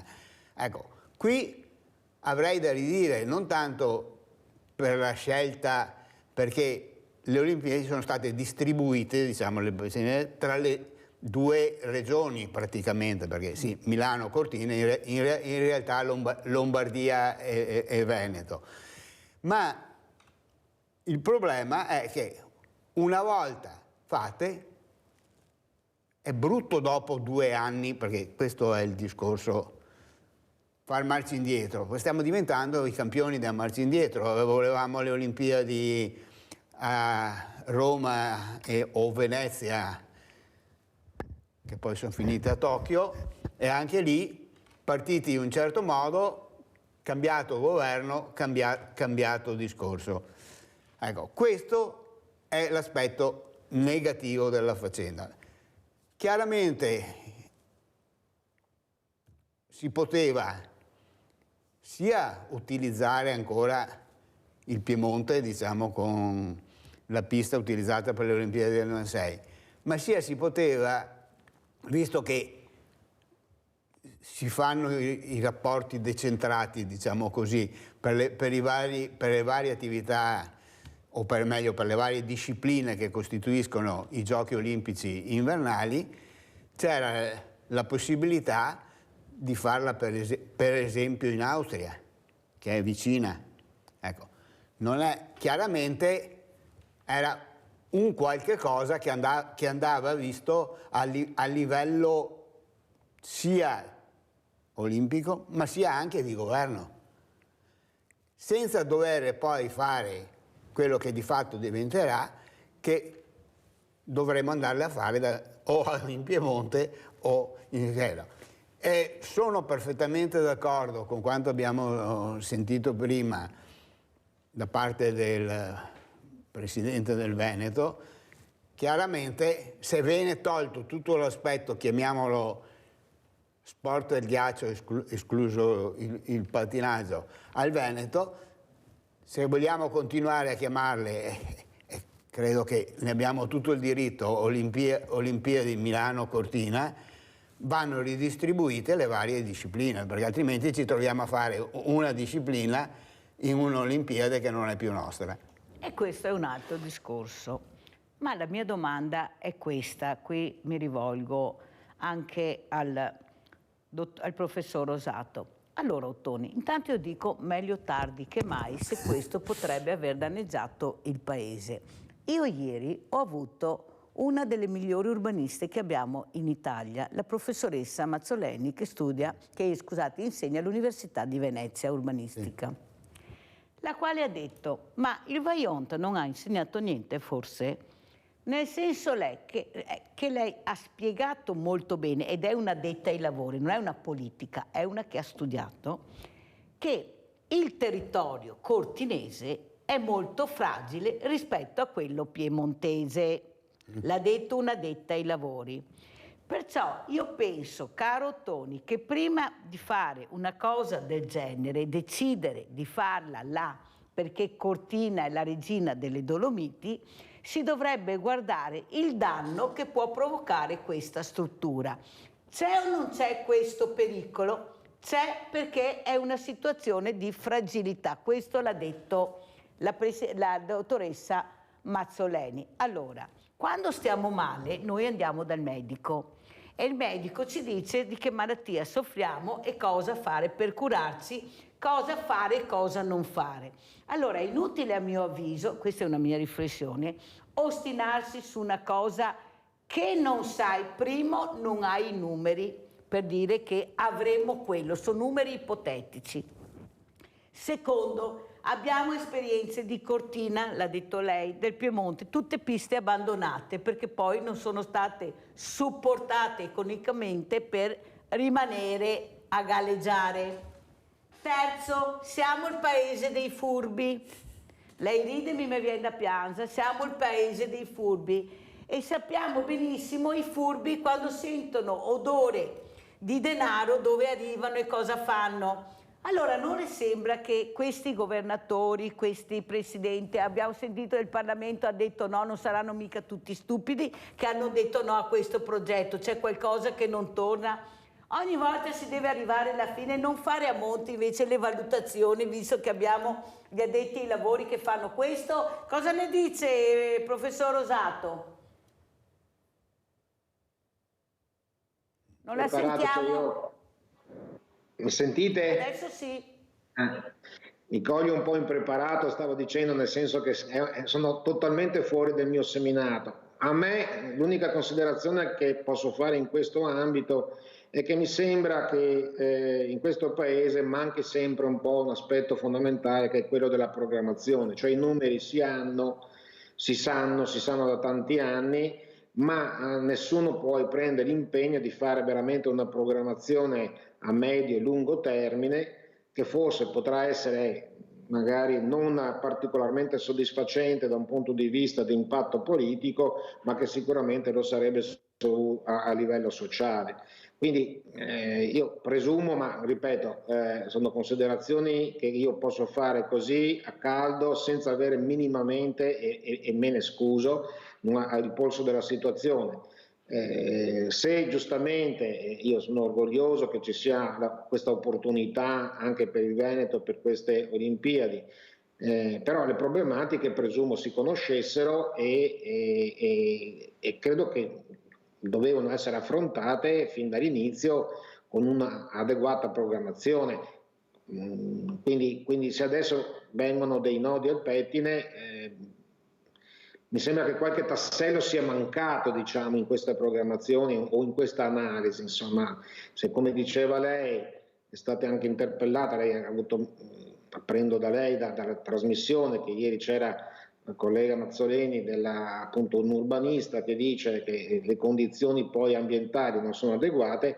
Insomma, credo ci siano i mezzi per apportare le dovute correzioni, diciamo, sempre nel rispetto del territorio, e quindi per poi poter anche costituire le basi per arrivare alla pista o quello che è. Insomma, ripeto, non sono un esperto, No, quindi non però voglio... professor Rosato, non gliel'ho chiesto come professor Rosato ma come cittadino italiano, come perché è cittadino, giusto che anche sentiamo, oltre alla qualifica che hanno, sono persone che ricoprono anche ruoli importanti e sono anche ascoltate dalla popolazione, perché siete voci autorevoli e anche le vostre voci, anche in merito all'ambiente, sono molto importanti, perché si parla anche di inquinamento e l'inquinamento sappiamo quanto può danneggiare la salute e anche parlare di cancro. Abbiamo Adriana da Crocetta. Ciao Adriana.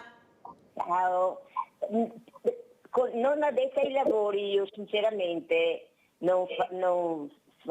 userei le strutture, anche in Piemonte ci sono le strutture senza farle qua da noi, perché bisogna anche cercare di guardare, perché noi gli italiani vogliamo tutto, ma se non per costruire quella pista di bob o di risino, non so cosa ci vorrà. E poi c'è carenza di neve, bisogna guardare anche un po' tutto quello che c'è in giro, insomma, perché vi dico la verità, io sono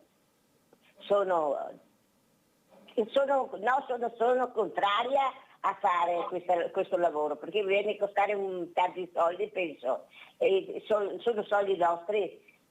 Dopo magari viene usata per quel periodo e dopo non viene più usata, perché qua noi siamo dei sciatori e non dei slittinisti, in poche parole, ecco. Mi sono spiegata? Molto bene Adriana, grazie della testimonianza e della riflessione. Andiamo a vedere invece quello che preoccupa veramente tanto, ma dobbiamo anche conoscere e capire che quanti passi avanti si sono fatti proprio con la ricerca tumore ereditario mammella. Andiamo a vedere il video. I tumori ereditari della mammella costituiscono circa il 10% di tutti i casi di tumore mammario e una parte di questi tumori ereditari sono dovuti ad un'alterazione a carico di uno di due geni, che sono il gene BRCA1 e BRCA2, che vengono trasmessi da genitore a figlio. Esistono dei criteri specifici per dare indicazione all'effettuazione di una consulenza genetica e quindi ad effettuare un eventuale test genetico, in particolare quando in una famiglia ci sono familiari di primo grado che sviluppano alcuni tipi di tumore, ci può essere il sospetto che ci sia un gene alterato che ha determinato l'insorgenza di questi tumori in quella famiglia. In particolare i tumori di cui parliamo sono, oltre al tumore della mammella, sono il tumore della prostata, il tumore del pancreas, il tumore dell'ovaio, lo sviluppo del tumore della mammella in un soggetto di sesso maschile. Quindi tutti questi sono possibili criteri che danno indicazione all'effettuazione della consulenza e dell'eventuale test. Il mieloma multiplo è un tumore del sangue ed è uno dei più frequenti perché dopo i linfomi è quello che interessa di più la popolazione generale, anche se è una malattia che interessa prevalentemente le persone più anziane, quindi al di sopra dei 60 anni. Si caratterizza per la proliferazione tumorale di cellule che sono chiamate plasmacellule. Queste sono le cellule che normalmente producono anticorpi, quindi ci difendono contro le infezioni. Nel caso del mieloma multiplo invece cominciano a crescere in maniera disordinata e causano la malattia. Il mieloma multiplo si caratterizza per la presenza di lesioni, soprattutto a livello del midollo osseo, dove in qualche maniera vanno a smangiare le ossa, creando una sorta di buco o buchi multipli a livello delle ossa stesse, facendo sì che queste siano più prone, più soggette a sviluppare delle fratture. Il mieloma multiplo negli ultimi anni ha rappresentato un vero e proprio apripista nel caso delle malattie tumorali, in quanto sono stati introdotti più di 15 nuovi trattamenti, nuove terapie, che stanno veramente rivoluzionando il modo di affrontare e anche di trattare dal punto di vista terapeutico questa malattia, al punto che mentre una volta, come diremo anche più avanti, era una malattia di tipo in qualche maniera ineluttabilmente letale, oggi si riesce a cronicizzare nel corso del tempo. Fino al 1950 non c'era nessuna terapia per il mieloma multiplo, quindi i pazienti purtroppo inesorabilmente andavano incontro a morti in tempi brevissimi, si parla veramente di pochi mesi. La prima grande rivoluzione nel trattamento di questa malattia si è verificata nel 1956 con l'introduzione di 2 nuovi farmaci che hanno permesso di prolungare la sopravvivenza di questi pazienti. Poi nel corso degli anni successivi, quindi parliamo di 30 anni successivi, essenzialmente non è successo nulla nel campo della scoperta di nuovi farmaci. Negli ultimi 15-20 anni c'è stata invece una vera e propria rivoluzione nel trattamento di questa patologia, al punto che oggi sono stati introdotti circa 15 nuove combinazioni terapeutiche che permettono di ottenere risultati quasi strabilianti se consideriamo quello che era successo fino agli anni 50. Questi nuovi farmaci permettono in un certo senso di considerare il mieloma oggi da alcuni punti di vista più come una malattia cronica che come un tumore acuto, portando la sopravvivenza in media anche sopra i 10 anni. Il mieloma multiplo è diverso da molti altri tumori, nel senso che le cellule tumorali per la loro sopravvivenza hanno bisogno anche delle cellule circostanti, che vengono in qualche maniera rese ostaggio dalla cellula tumorale.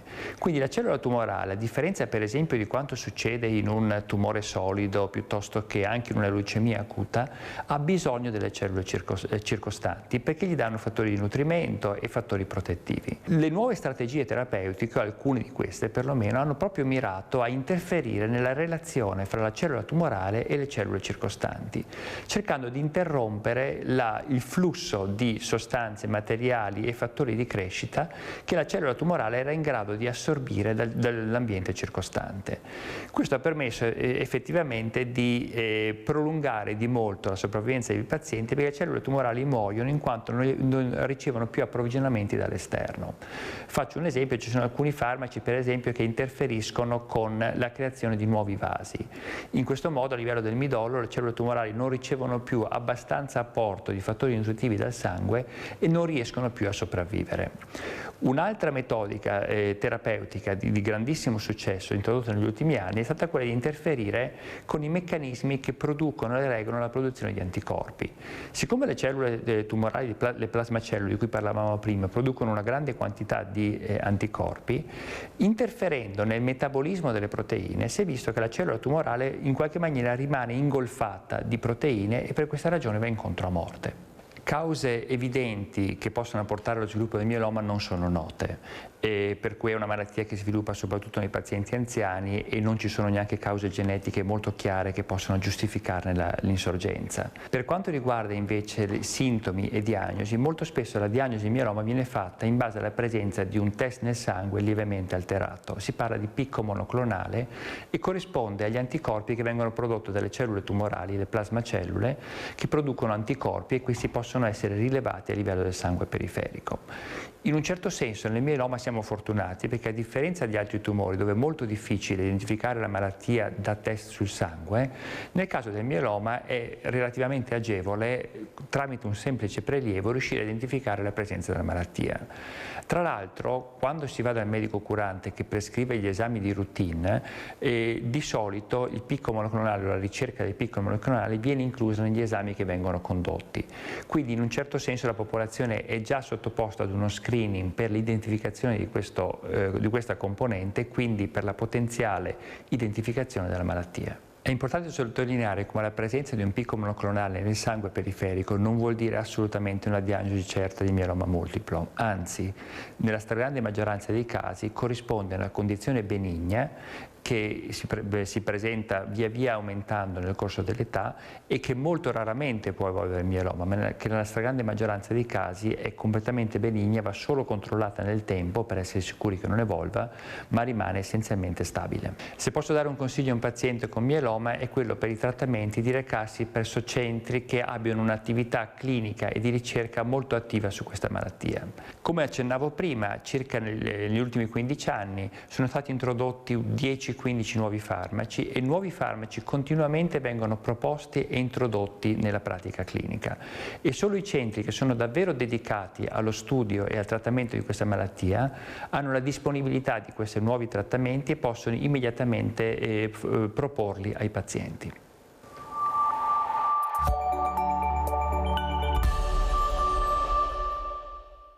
chiaro di così penso non si possa, ecco, questa chiarezza, questa trasparenza di persone addette ai lavori.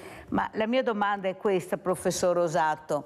Adesso si avvicina l'autunno, si parla di questi vaccini, l'antinfluenzale e anche il nuovo vaccino, mini vaccino. Io ho ricevuto tante telefonate di malati oncologici che dicono io non posso farlo, mio medico mi ha detto che devo aspettare, non aspettare, cioè c'è sempre la confusione totale. Ecco, abbiamo sentito la trasparenza, i numeri, il percorso che è stato fatto in questi 15 anni anche con i nuovi farmaci, però se noi non vi invitiamo e sentiamo dalle vostre parole, da persone competenti, quello che è stato fatto e quello che anche noi dobbiamo fare, forse non è così semplice. Prego, professor Rosato. Beh, quello che avete sentito sono due casi eclatanti, diciamo anche di successo terapeutico / diagnostico. Per esempio nella struttura che io dirigo qui all'Istituto Oncologico Veneto, i test genetici per la ricerca delle mutazioni su BRCA1, BRCA2 sono fatti quotidianamente. Noi copriamo buona parte del Veneto da questo punto di vista fino ad arrivare all'area di Bolzano e questi sono fondamentali perché partiti, diciamo, come un aspetto prettamente relato alla genetica, quindi la possibilità di trasmettere questo gene. Negli ultimi anni, come avete sentito anche dal video, la presenza di mutazioni in altri tipi di tumori come prostata, pancreas o non solo, e anche la stessa mammella, è diventata importante proprio su queste neoplasie perché apre la strada all'uso di certi farmaci che proprio vanno a colpire queste particolari mutazioni, quindi è assolutamente importante. Sul versante, che diceva poi il collega del mieloma multiplo, ecco, anche questo, un po' tutta l'ematologia è sempre stata molto un apripista su tanti tipi di approcci differenti. Ad esempio vanno anche, oltre a quello che ha citato appunto il collega nel video, ad esempio adesso i telespettatori penso abbiano sentito parlare o letto dei CAR-T, di queste cellule, di questi farmaci viventi che derivano dalle cellule del nostro organismo, cellule immunitarie, che sono in centri specializzati prelevate, sono mandate poi in ditte specializzate che le modificano geneticamente per conferire loro la capacità di riconoscere il tumore e poi le rimandano indietro come farmaco, ripeto, un farmaco vivente che deriva dal nostro stesso organismo, per quanto queste cellule siano lievemente modificate con dei recettori ad hoc, e poi vengono infuse. E ad esempio nel mieloma multiplo ce ne sono 2 già approvati a livello internazionale anche in Italia, che anche queste sono farmaci molto costosi ma che in situazioni particolari, quando le altre linee di terapia hanno fallito, si rivelano veramente incredibili da un punto di vista di risultato. Quindi c'è un concetto generale assolutamente di grande speranza, almeno per molti tipi di farmaci, per molti tipi di tumori. Abbiamo ancora problemi sicuramente in altri settori, però insomma, la ricerca sta facendo passi da gigante e sicuramente sotto tanti punti di vista. Insomma.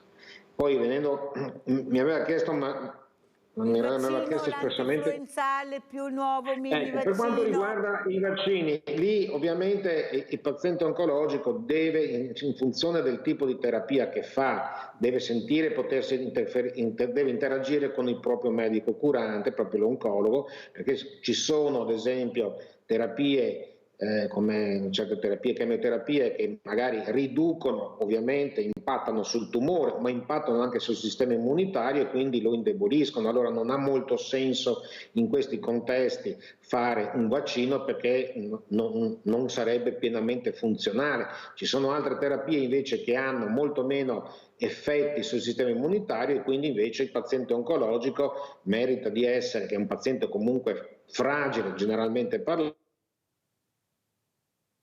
vediamo se si è bloccato, se si sblocca. Che appunto impedisca di conseguire quelle che sono attualmente le normali problematiche di stagione, come può essere il classico ceppo o ceppi influenzali, ed eventualmente ovviamente si torna sempre anche sul Covid, perché non dimentichiamo che non è sparito il Covid, si è molto evoluto.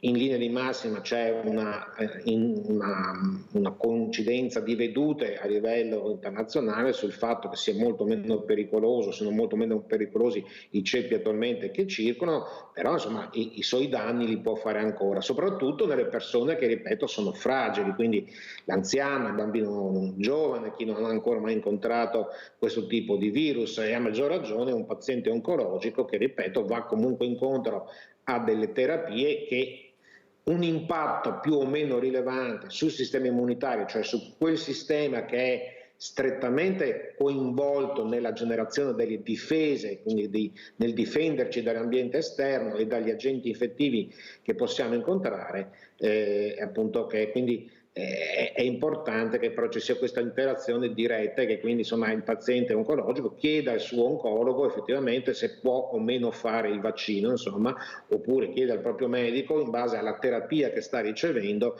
se ha ancora le condizioni per poterlo fare, in base anche a quello che sono i risultati che poi emergono dalle analisi del sangue, cioè se uno ha un sistema immunitario, i linfociti che sono in condizioni pressoché normali, non ci sono preclusioni assolute perché appunto lo faccia. Se invece questi sono meno perché risentono degli altri farmaci, transitoriamente ovviamente, perché poi l'obiettivo è quello di fare la cura, ma di permettere un recupero anche di queste difese immunitarie, però in quel frangente in quel periodo in cui si trova limitato, diciamo, nella sua capacità di risposta, ripeto, non ha molto senso fare, ad esempio, questo tipo di vaccini. E ci si mette la mascherina, si sta attenti, si cerca di evitare i contatti fisici con tante persone, si cerca di evitare gli ambienti più affollati, perché ovviamente, a maggior ragione adesso che andiamo verso la cattiva stagione, la gente si assembra in ambiti sempre più ristretti, sta al caldo, ma questo non fa altro che favorire proprio la diffusione soprattutto dei virus aerei, a diffusione aerosolica fondamentalmente. Grazie, la ringrazio veramente professor Rosato per aver spiegato molto bene, perché stiamo parlando di persone fragili che non sempre hanno il dovuto ascolto, perché purtroppo anche i medici di famiglia non sono più come prima, non ci sono proprio, sono impegnatissimi, perché bisogna dire la verità, anche quei numeri che hanno non è che possono fare il segretario, l'impiegato, devono fare tutto, perciò capite però che le fragilità sono un po' con le spalle al muro. Forse se la politica si rendesse conto di fare più aiuti e assistenza alle fragilità non sarebbe male. Quello che non viene fatto, Toni, neppure con lo sport. Lei è uno sportivo, pochissimo sport nelle scuole, in Italia solo 2 ore, per fortuna 2 perché era passata un'ora sola. Come mai questo secondo lei, Ottoni? Eppure lo sport salva la vita, lo sport vuol dire benessere, perché così poca attenzione anche nelle scuole? Cioè, si dovrebbe iniziare dall'asilo, dalle elementari a fare sport, cioè non si riesce a capire dove si vuole andare a parare. Lei, Ottoni, essendo diversamente giovane con l'esperienza che ha, cosa dice? Diciamo che una delle prime cose che ho portato avanti quando ero presidente del Comitato Provinciale di Treviso, che ho retto per 25 anni, è stato proprio il rapporto dello sport con la scuola, o se vogliamo con il territorio. E diciamo subito che non è che occorra tanto, basta avere la volontà.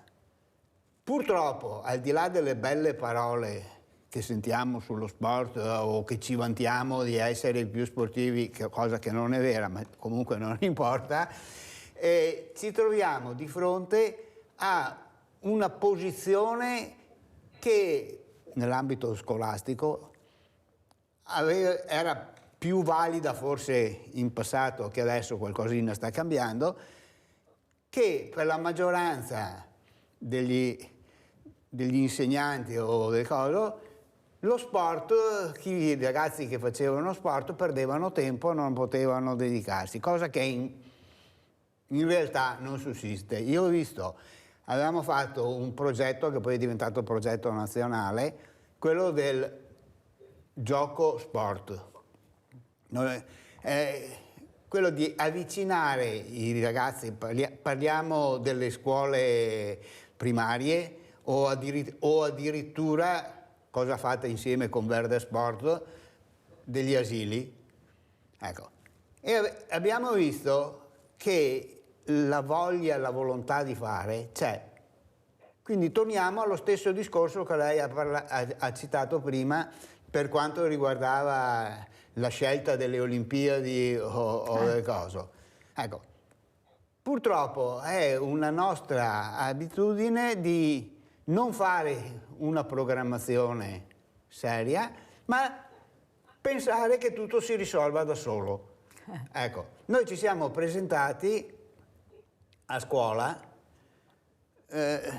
dicendo non veniamo, come veniva sentito prima, perché abbiamo bisogno del contributo o altro, ma veniamo a mostrarvi che si può fare quello che in teoria dovreste fare. Ecco, perché un altro aspetto che abbiamo, noi abbiamo molto spesso le regole ci sono, non vengono messe in pratica. Ecco, in teoria, con quello che è, salvo gli ultimi anni che hanno finalmente deciso di mettere anche nella scuola primaria un insegnante di educazione fisica, ma prima... E lo sport è entrato nella Costituzione, parliamo nel 2 mesi fa. 2 mesi fa, no, tanto per dire le cose, perché qualcuno queste cose non le dice, bisogna ricordarle. 2 mesi fa, prego, Tony. Ecco, dicevamo, un insegnante della scuola primaria, in teoria, doveva essere una specie di Dio in terra, ecco, o scienza infusa, perché dovevano fare l'educazione fisica sulla base di quello che avevano imparato finora.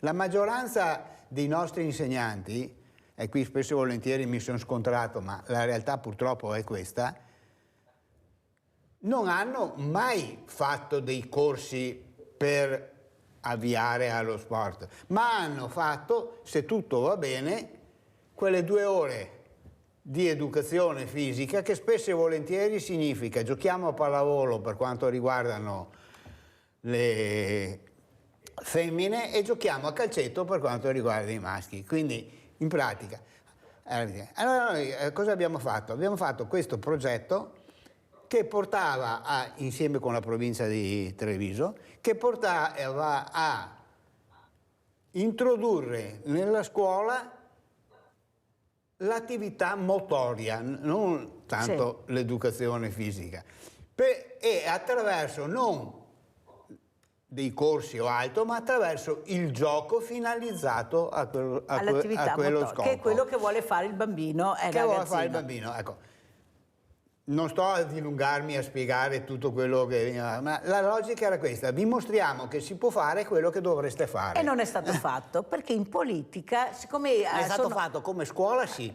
Poco. Nella nostra no, dai, siamo passati. Ottoni. Siamo passati. Diciamoci le 2 verità. Appunto. Ecco. Sono 2. 2, esatto. La prima verità, risultato sul campo. Risultato sul campo, nell'arco di 4 anni, siamo passati da 24 alunni, perché abbiamo cominciato sperimentalmente con una classe di un insegnante che conoscevamo, a 24.000 che chiedevano di fare, e l'attività era semplicemente questa: fare dei giochi di attività motoria nei primi 2 anni e poi continuare il gioco adeguandolo alle varie discipline sportive.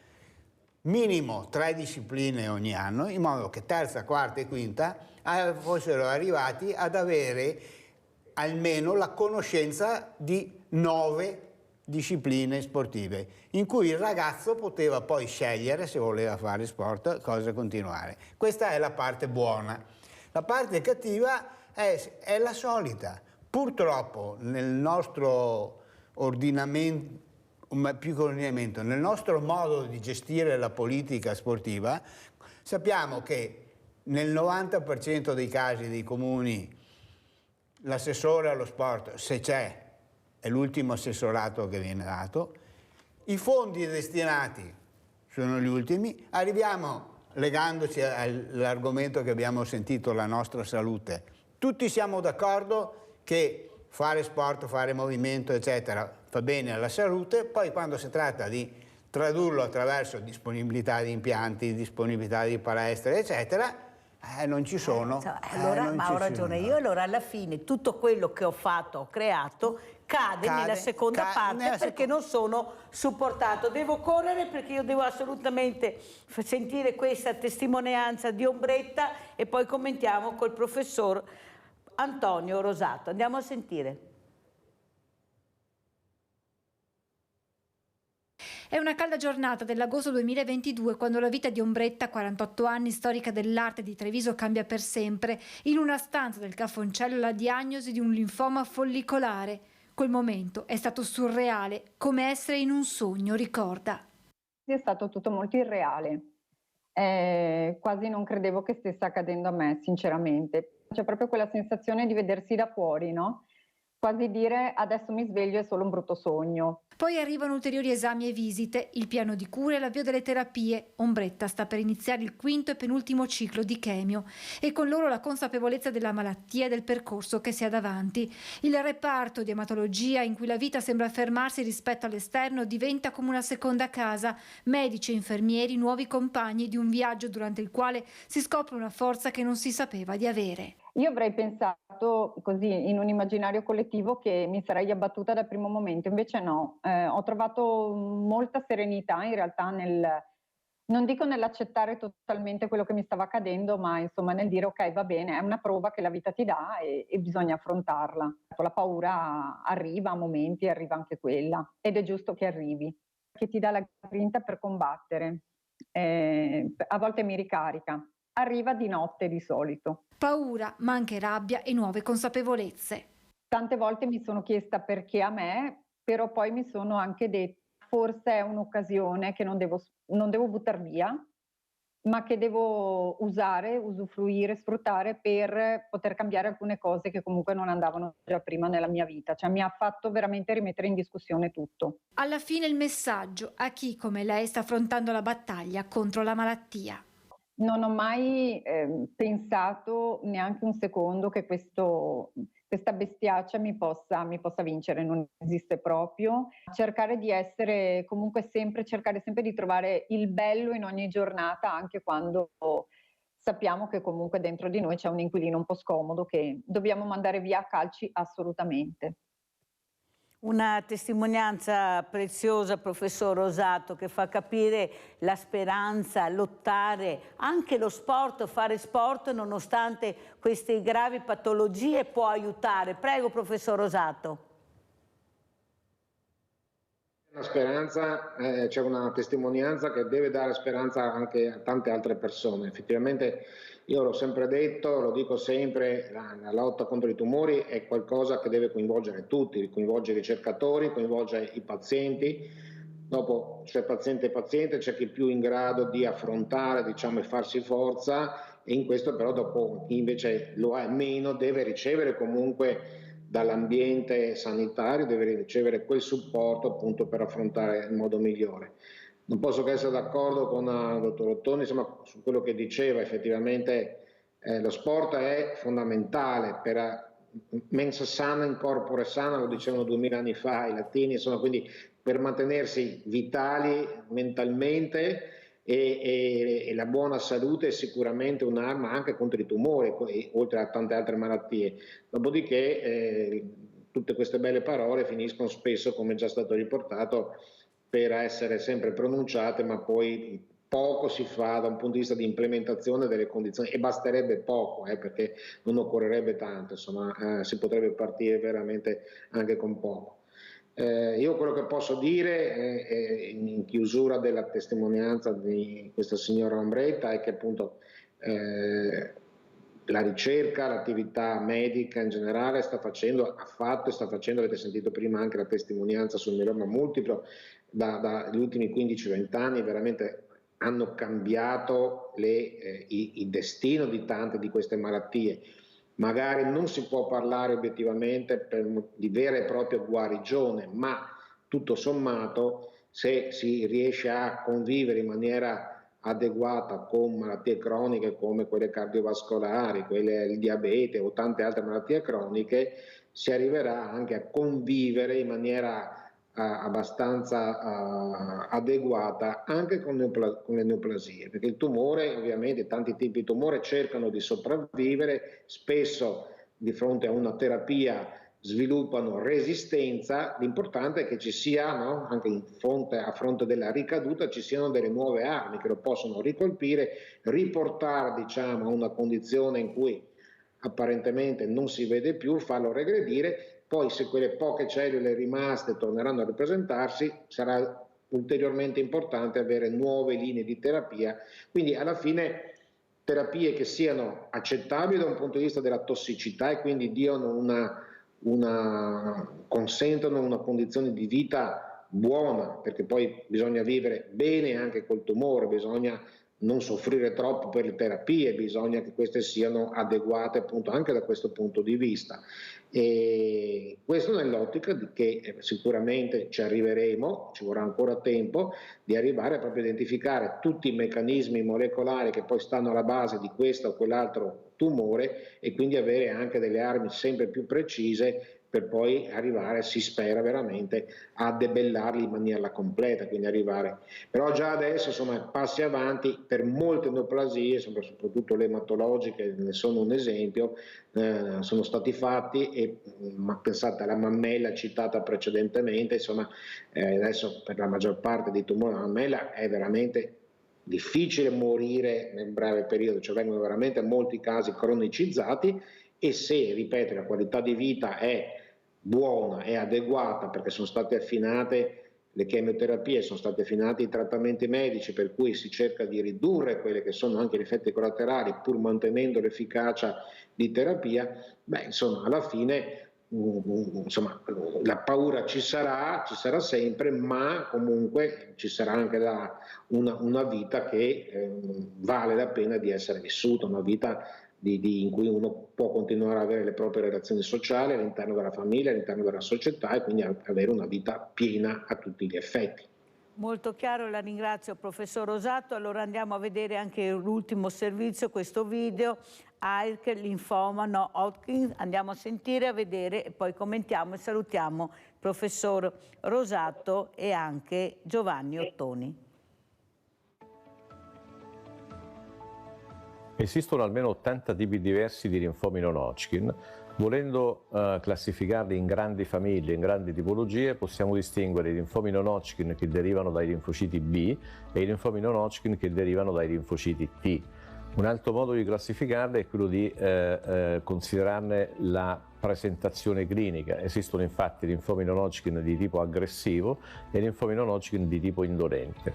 In generale però quando si cerca di capire e di classificare queste tipologie di linfomi non Hodgkin per appunto, bisogna tener conto di una parola chiave che è eterogeneità. I linfomi non Hodgkin sono caratterizzati da una grande eterogeneità dal punto di vista anatomopatologico, dal punto di vista genetico e dal punto di vista clinico. L'approccio terapeutico nei linfomi non Hodgkin aggressivi è costituito dalla chemioimmunoterapia. Si tratta di una forma di terapia che combina farmaci citotossici e farmaci immunoterapici, in particolare l'anticorpo anti-CD20 rituximab. In generale la chemioimmunoterapia guarisce circa il 50% dei linfomi non Hodgkin aggressivi. Oggi la chemioterapia dei linfomi non Hodgkin aggressivi viene però stratificata in base a fattori di rischio, prevalentemente fattori di rischio genetico, per cui esistono linfomi non Hodgkin aggressivi ad alto rischio prognostico che vengono trattati con una forma più intensificata di chemioterapia e linfomi non Hodgkin che hanno un rischio genetico standard che vengono trattati con una forma convenzionale di chemioimmunoterapia. La terapia dei linfomi non Hodgkin indolenti è costituita dalla chemioimmunoterapia, quindi combinazione di farmaci chemioterapici citotossici e anticorpi monoclonali anti-CD20 come il rituximab. A differenza di quello che succede con i linfomi non Hodgkin aggressivi, i linfomi non Hodgkin indolenti non vengono mai guariti dalla chemioimmunoterapia e quello che succede è che nel corso della storia naturale di questi pazienti verranno somministrate varie linee in successione di chemioimmunoterapia. Allora volevo ricordare proprio Francesca, questa mia amica che è morta proprio con questo linfoma di Hodgkin. Pensi, professor Rosato, che parlo di tanti anni fa, l'avevo data spacciata, 3 mesi di vita, ed è morta 5 anni fa, perciò pensate, e soprattutto la guerriera che era, professor Rosato. Lei quando si sentiva che non era nelle piene forze, si faceva la valigetta, prendeva l'autobus, andava all'ospedale e diceva sono qua perché non sto bene. Ecco, volevo ricordarla perché io penso anche la speranza, come ha detto lei, la forza, il combattere, come ha detto Ombretta, siano più efficaci magari di tante medicine che servono, ma questo combattere, questo fare agire il proprio corpo è fondamentale. Cosa dice il professore? Indubbiamente Mirella, indubbiamente. Ripeto, adesso appunto la sua amica ha beneficiato, appunto avete sentito, fino a non molto tempo fa, magari le aspettative erano molto ridotte. Proprio in ematologia questi ultimi 10-15 anni al massimo hanno visto un'esplosione di nuovi farmaci, ogni giorno l'ematologia è proprio l'apripista anche per tanti trattamenti nell'ambito dei tumori solidi, ad esempio, e in ematologia si stanno conseguendo dei risultati che sono eclatanti. Quello a cui si riferiva il collega nel video sono ovviamente riferito ai pazienti adulti. Pensate a quello che succede ad esempio in certe forme di leucemia nel bambino, dove l'affinamento delle terapie chemioterapiche porta a oltre l'85% di guarigione, e qui parliamo di guarigione, cioè parliamo appunto di distruzione completa di quello che è il clone, diciamo, neoplastico, e quindi poi ha la possibilità a distanza di 5-10 anni di poter allentare il monitoraggio del paziente, perché effettivamente non ci sono più le condizioni perché ricada, quindi c'è un periodo di tempo di osservazione molto stretta che va via via limitandosi finché appunto si può ragionevolmente concludere che non c'è più nulla, insomma, diverso da altre terapie come quelle citate per le forme non indolenti, in cui sono meno aggressive nella fase acuta,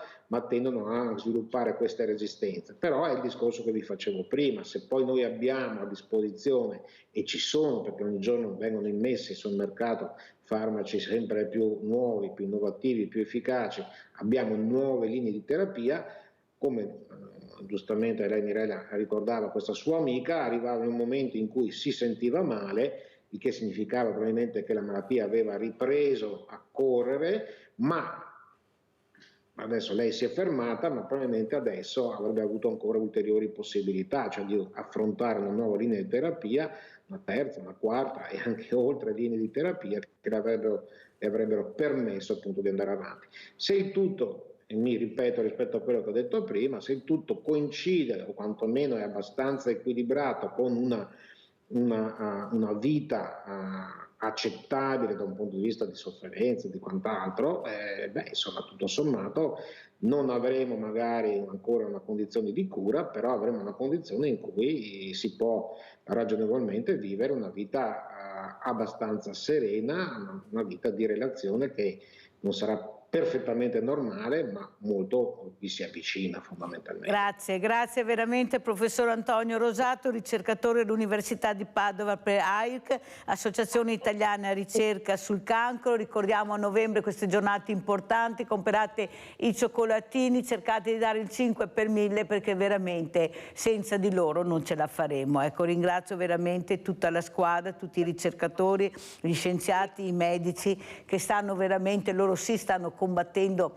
una battaglia enorme per vincere la guerra sul cancro. Grazie veramente professor Rosato. Ottoni, che appello vuole fare lei invece alla politica? Sentiamo, dopo quello che ha spiegato che si poteva fare, allora sì, però poi alla politica piacciono molto i congiuntivi e arriva dopo faremo, lo zio Remo faremo e non si farà mai, il 30 febbraio. Andiamo Ottoni, prego. Direi che è arrivata l'ora di mettere in pratica quello che in teoria si fa già da tanto tempo, ma se non lo mettiamo in pratica arriviamo all'assurdo di parlare che la ricerca in materia di sport e salute porta a un sacco di benefici, fa risparmiare soldi direttamente e indirettamente perché non si usano medicine, beh, ricordarsi che poi nei bilanci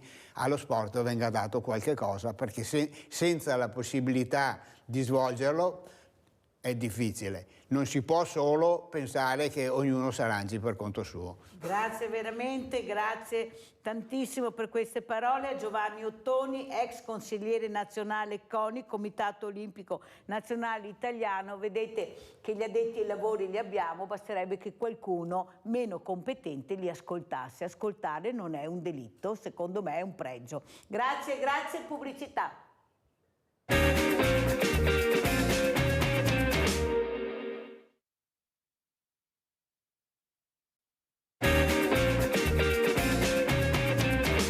Presento altri due graditissimi ospiti. Abbiamo in presenza Arturo Pizzolon, presidente ente Parco Naturale Regionale del Fiume Sile, sposo da poco. Facciamo i complimenti a Pizzolon che ha preso moglie, ha preso compagna, ha preso finalmente la donna per stare al suo fianco. Dopo quanti anni, Pizzolon? No, io sono sposato un po', però eravamo insieme da parecchio tempo. Quindi... ecco, finalmente è arrivato il sì, allora complimenti. Salutiamo anche il dottor Francesco Bertola, da Vicenza collegato con noi, medico ISDE, molto importante, Medici per l'Ambiente.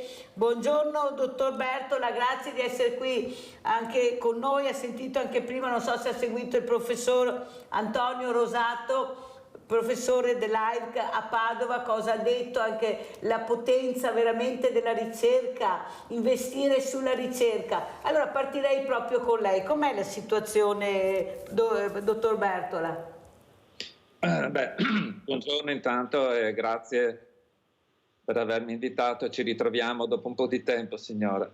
Com'è la situazione ambientale? Perché di questo io le posso parlare. Qua a Vicenza diciamo che adesso comincia una situazione molto particolare legata al treno ad alta velocità. Questo non tanto per il treno in sé per sé, perché è chiaro che per noi il treno va bene perché chiaramente riduce il traffico su gomme e quindi riduce le emissioni legate ai motori a scoppio, all'uso di combustibili fossili, ma tanto per i lavori, per i cantieri molto importanti che questo comporta, e cercheremo una soluzione, nel senso che i lavori in genere edilizi, quando si parla di abbattere numerose opere edilizie, questo crea polvere, e la polvere è veicolo di tante cose nel nostro territorio, oltre che di polveri sottili di cui è piena la pianura padana. Purtroppo noi abbiamo la specificità di questi PFAS. Ecco. Dal punto di vista dei PFAS qualcosa si sta muovendo.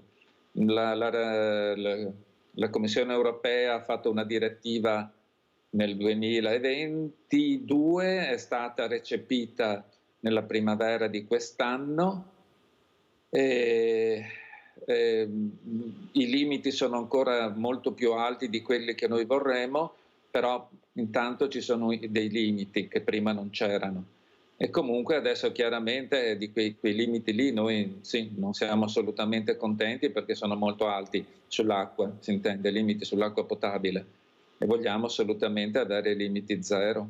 Questa è la situazione. Però guardando indietro a 5-6 anni fa, direi che si sta muovendo più di qualche cosa. È aumentata un po' la consapevolezza, non da parte di tutti, ma perlomeno dalla parte scientifica, che queste sostanze sono effettivamente dannose, e questa è una buona cosa. Adesso bisogna agire però anche. Grazie dottor Bertola per aver chiarito molto bene la situazione. Abbiamo sentito anche in Lombardia quanti PFAS sono stati trovati, perché qualcuno non ne parla, ma bisogna anche dirle queste cose, e forse l'attenzione comincia a essere medio-alta, diciamo così, dottor Bertola, perché ci vuole, perché stiamo parlando, ecco, della salute nostra, ecco, della salute specialmente con l'acqua, questa fonte, e visto che siamo fatti di acqua vorremmo appunto capire dove vogliono andare a parare, perché il sito Miteni è ancora in funzione e non è stato bonificato. Questa è la cruda verità, purtroppo.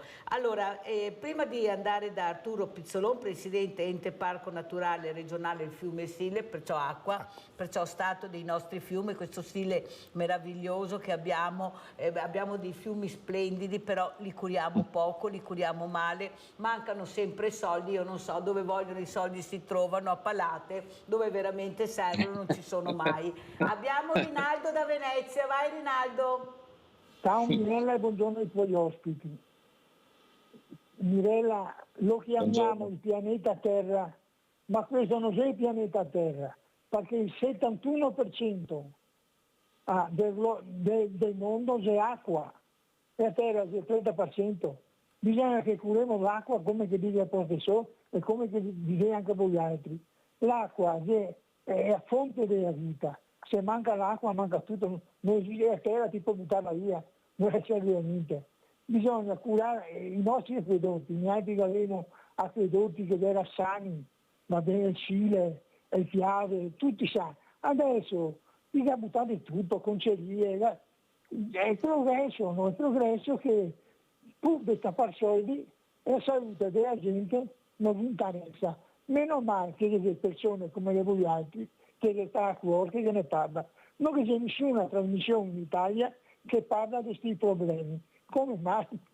Dalla Mirella il sistema bisogna portare avanti l'acqua, perché l'acqua è la fonte di tutto. Senza acqua non ti fa niente. Cara Mirella, buongiorno a te e ai tuoi ospiti. Grazie Rinaldo, mi dispiace che hai perso la linea, però sei riuscito a riprenderla.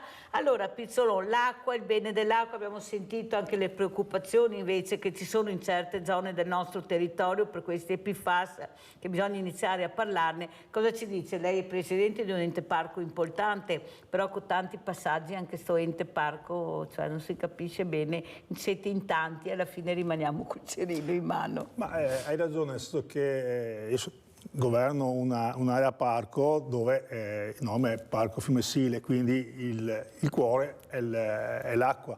Però di fatto io come parco non ho competenza sull'acqua del Sile, perché è competenza delle strutture, ne abbiamo già parlato in altre occasioni. Ma questa è la... Allora, la cosa positiva è che negli ultimi anni, comunque, grazie anche alla cultura che forse sta cambiando, perché credo che i FAPS nel Vicentino, ma anche l'inquinamento di tutti i corsi d'acqua italiani, che non sono balneabili, ricordiamocelo, no? Quindi i corsi d'acqua non sono balneabili, nessuno, sia dovuto a una cattiva educazione, forse è un termine poco, troppo leggero anche. Non ci curavamo, non ci siamo mai accorti che il valore dell'acqua fosse così importante. Ce ne accorgiamo adesso, qualcuno più prima di noi, adesso anche noi ce ne accorgiamo, forse quando è un po' troppo tardi, abbiamo già sprecato molte della nostra risorsa. Però è vero che qualche segnale positivo si vede. E vengo al Sile. Uno degli inquinanti principali che si rinvenevano nel corso del fiume Sile sono nitrati e i fecali.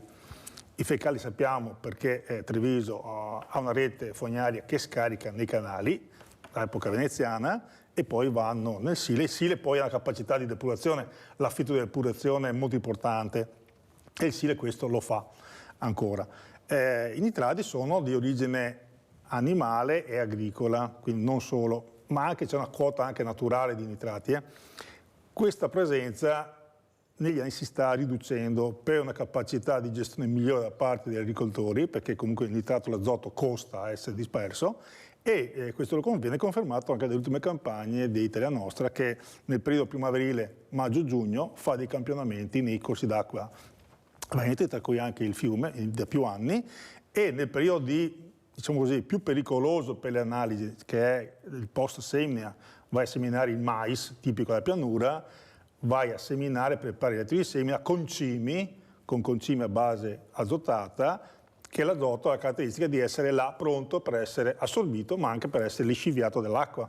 Quindi nella primavera piovosa, quello che non viene assorbito dalle piante va nei corsi d'acqua. Allora chiederei alla regia se riesce a trovare le immagini di questa traversata che abbiamo fatto da Porte Grandi a Venezia a San Marco, su questa laguna meravigliosa, che veramente io sono rimasta a bocca aperta, e non solo io, anche tutti quanti, eravamo in 200 con 2 imbarcazioni, della pulizia che abbiamo visto. Cioè un fiume pulitissimo, almeno all'apparenza, dopo giustamente non è balneabile, però all'apparenza, ma soprattutto la flora e la fauna.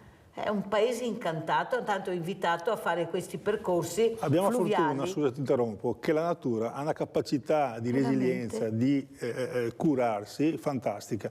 Siamo noi che siamo ancora più bravi a danneggiarla rispetto alla sua capacità di recupero. La natura che si rigenera. Veramente io sono rimasta sbalordita, vedremo se riusciremo a vedere anche le immagini. Allora, dottor Bertola, però c'è qualcosa che non torna. Allora voi cercate di mettercela tutta cercando di far capire l'importanza, ecco, di fare prevenzione, perché è quello che dobbiamo fare, anche perché i mezzi ce li abbiamo questi mezzi meravigliosi. Ho visto anche quando vado in Friuli Venezia Giulia a Trieste, quando dragano, ecco, abbiamo dei macchinari ma costa?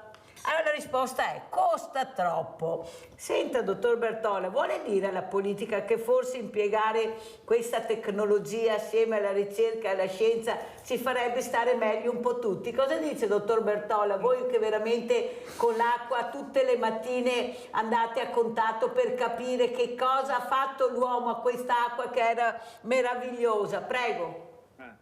Ma io adesso non ho qua i dati dei costi, però sono stati calcolati i costi sanitari dell'intossicazione da PFAS, e con i costi sanitari che questi PFAS comportano ci sono tutte le risorse per avere un ambiente più pulito.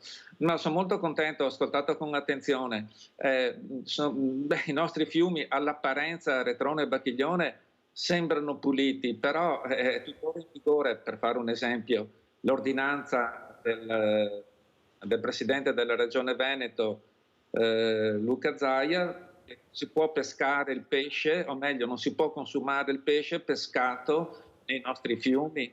Questo è perché i PFAS non si vedono. Lei può vedere un fiume bellissimo, delle sponde bellissime, pulitissimo, la corrente tranquilla, però quell'acqua lì se la beve dopo ne paga le conseguenze. Cioè, purtroppo ci sono vari tipi di inquinamento. Uno certamente lo sappiamo legato a un certo tipo di allevamento intensivo che diciamo non facilita. Dopo noi guardiamo tanto per nostra cultura diciamo quelli che sono gli scarichi chimici. Qua bisogna trovare una soluzione, perché se è vero che magari per gli scarichi degli allevamenti che sono scarici abbastanza diciamo organici, biologici, dipende dal tipo di concime che adoperano, ci può essere, può in qualche modo pareggiare. Per la chimica la natura spesso non può fare niente, perché quando ci buttiamo dentro i metalli pesanti, cromo, mercurio, quando ci buttiamo dentro la plastica, quando ci buttiamo dentro gli interferenti endocrini, purtroppo la natura non può fare niente. Bisogna cominciare, me lo diciamo, siamo non so da quanto tempo, a pensare in un altro modo. Non si può pensare al mondo come qualcosa da sfruttare per per avere una vita più agiata. Non è così. Bisogna pensare al mondo come qualcosa in cui noi siamo ospiti e che dobbiamo trattare bene per cercare di continuare ad essere ospiti, perché se continuiamo così non so per quanto tempo ancora saremo ospiti di questo mondo. Non è una notizia banale il calo delle nascite, no? Cioè in Europa ormai tutti lo stimano che ci sono più morti che nati, e questa è una tendenza che nei paesi industrializzati purtroppo sta avanzando. E allora dove vogliamo andare? Di che cosa c'è? Veramente aveva ragione il buon Toro Seduto o chi altro, che ha detto: quando avranno mangiato l'ultimo bisonte, avranno mangiato l'ultima cosa, avranno adoperato l'ultima fetta di terra per fare soldi, si accorgeranno che i soldi non si mangiano. Grande professore, grande di aver detto questa frase, proprio veramente è una frase importante che dobbiamo forse ricordare. Prego Pizzolon, come commenta le parole del dottor Bertola che veramente sta cercando di capire cosa sta succedendo, ecco, anche con degli studi approfonditi. Purtroppo è una triste realtà quella che ha detto. Nasce da una cultura sicuramente insufficiente che abbiamo tutt'oggi sul nostro pianeta, sulla cura dell'habitat in cui abitiamo. Non è sorprendente che ci sono diversi casi, anche nella nostra provincia, di qualche piccolo artigiano che pensa bene di collegarsi alla fognatura e scaricare il cromosio valente delle cromature. Diceva, oppure la pulizia delle caldaie e via. Tanto non è un problema mio, scarico sulla collettività, ma non è una sostanza organica che l'ambiente può anche lavorare. Metalli pesanti poi rimangono per un certo periodo molto lungo. E quindi da cosa nasce questa? La furbata, così mi elimino un costo della produzione e ho un maggiore profitto. Ma per quanto tempo? E i miei figli, i miei nipoti? Non ci penso a questo. Questa è una carenza profonda che abbiamo con nella nostra civiltà di rispetto all'ambiente in cui viviamo e che poi ci presenterà il conto domani, dopodomani, oggi ci presenta il conto, questo è innegabile. Dottor Bertola, però quello che rammarica, e se ne parla di questi PFAS, abbiamo visto queste mamme, veramente quanto in prima linea sono, assieme a voi medici, veramente ISDE, medici per l'ambiente, eppure si ascolta poco perché questo sito è ancora in funzione, non è stato bonificato. Allora come mai lei che si è posto, come dice anche Pizzolon, ma questi hanno figli a casa, hanno famiglia, tengono famiglia, oppure c'è qualcosa che va oltre, che è il business, che è veramente un qualcosa che ormai sta distruggendo questo paese, perché non è l'uomo che lo sta distruggendo, è il prenditore che fa business e lo lasciano fare. Questo è il problema grande, perché come dice lei le soluzioni ci sarebbero, perché abbiamo la scienza, la ricerca, la tecnologia che ci permetterebbero di fermare questi prenditori lasciati là nel silenzio assoluto di quelli che invece dovrebbero andare a verificare cosa sta succedendo. Come mai secondo lei proprio il business supera la decenza umana? Prego dottor Bertola. Temo di sì, cioè, adesso la Miteni non è in funzione, la Miteni è chiusa dal 2017 quando è fallita, ma qual è il problema? Il problema è che per via di comportamenti questi signori avevano, per via delle furbate giustamente ricordate prima dal presidente lì del Parco Sile, questi signori avevano la buona e sana abitudine di interrare tutti i loro rifiuti nella terra, li hanno messi lì sotto nell'area dello stabilimento. Il risultato è che questi rifiuti qui naturalmente con il tempo i fusti in cui li hanno interrati cedono, hanno inquinato la falda e stanno continuando a inquinarla, e se non si interviene, cioè si parla di decenni e decenni prima che spontaneamente tutti questi rifiuti vengano drenati dalla falda. E tutto questo proprio come siamo sempre là. Bellissimo l'esempio di prima, l'artigiano fa il furbetto e butta fuori il cromo esavalente nel canale perché così non paga le tasse. E questi signori qua che era una multinazionale, no? Proprio l'artigiano, no, non era l'artigiano, questi erano una multinazionale che produceva tonnellate di PFAS e questi li sotterravano oppure li buttavano nel Postola, cioè il canale, il fiumicello che c'è lì. Il risultato lo sappiamo tutti, ci siamo bevuti. Dottor Bertola, è un problema che riguarda tutto il mondo perché non parliamo solo dell'Italia e anche qua si parla da conforme da valori a valori, chi ha più, chi ne ha meno, invece dovrebbe esserci qualcosa di chiaro per tutti, una trasparenza totale. Perché bisogna arrivare a una legge, se prima non si arriva a una legge sugli scarichi non andiamo da nessuna parte, perché in Lombardia hanno le acque potabili, non dei fiumi, potabili.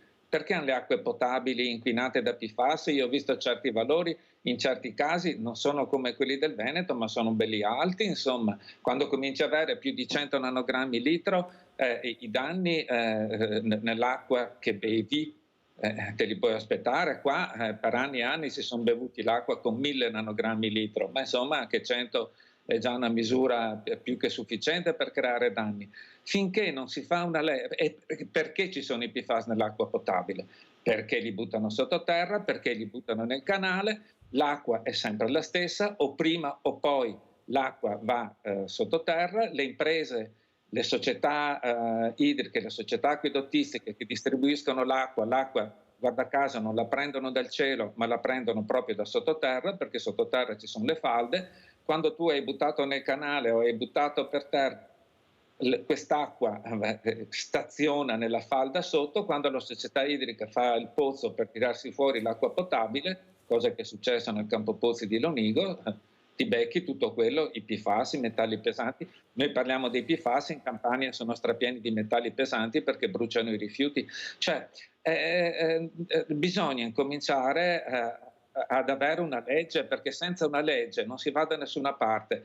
L'Europa sì l'ha fatta, ma l'ha fatta sulla parte terminale, dice che l'acqua potabile non può avere più di 100 nanogrammi, che sono tantissimi.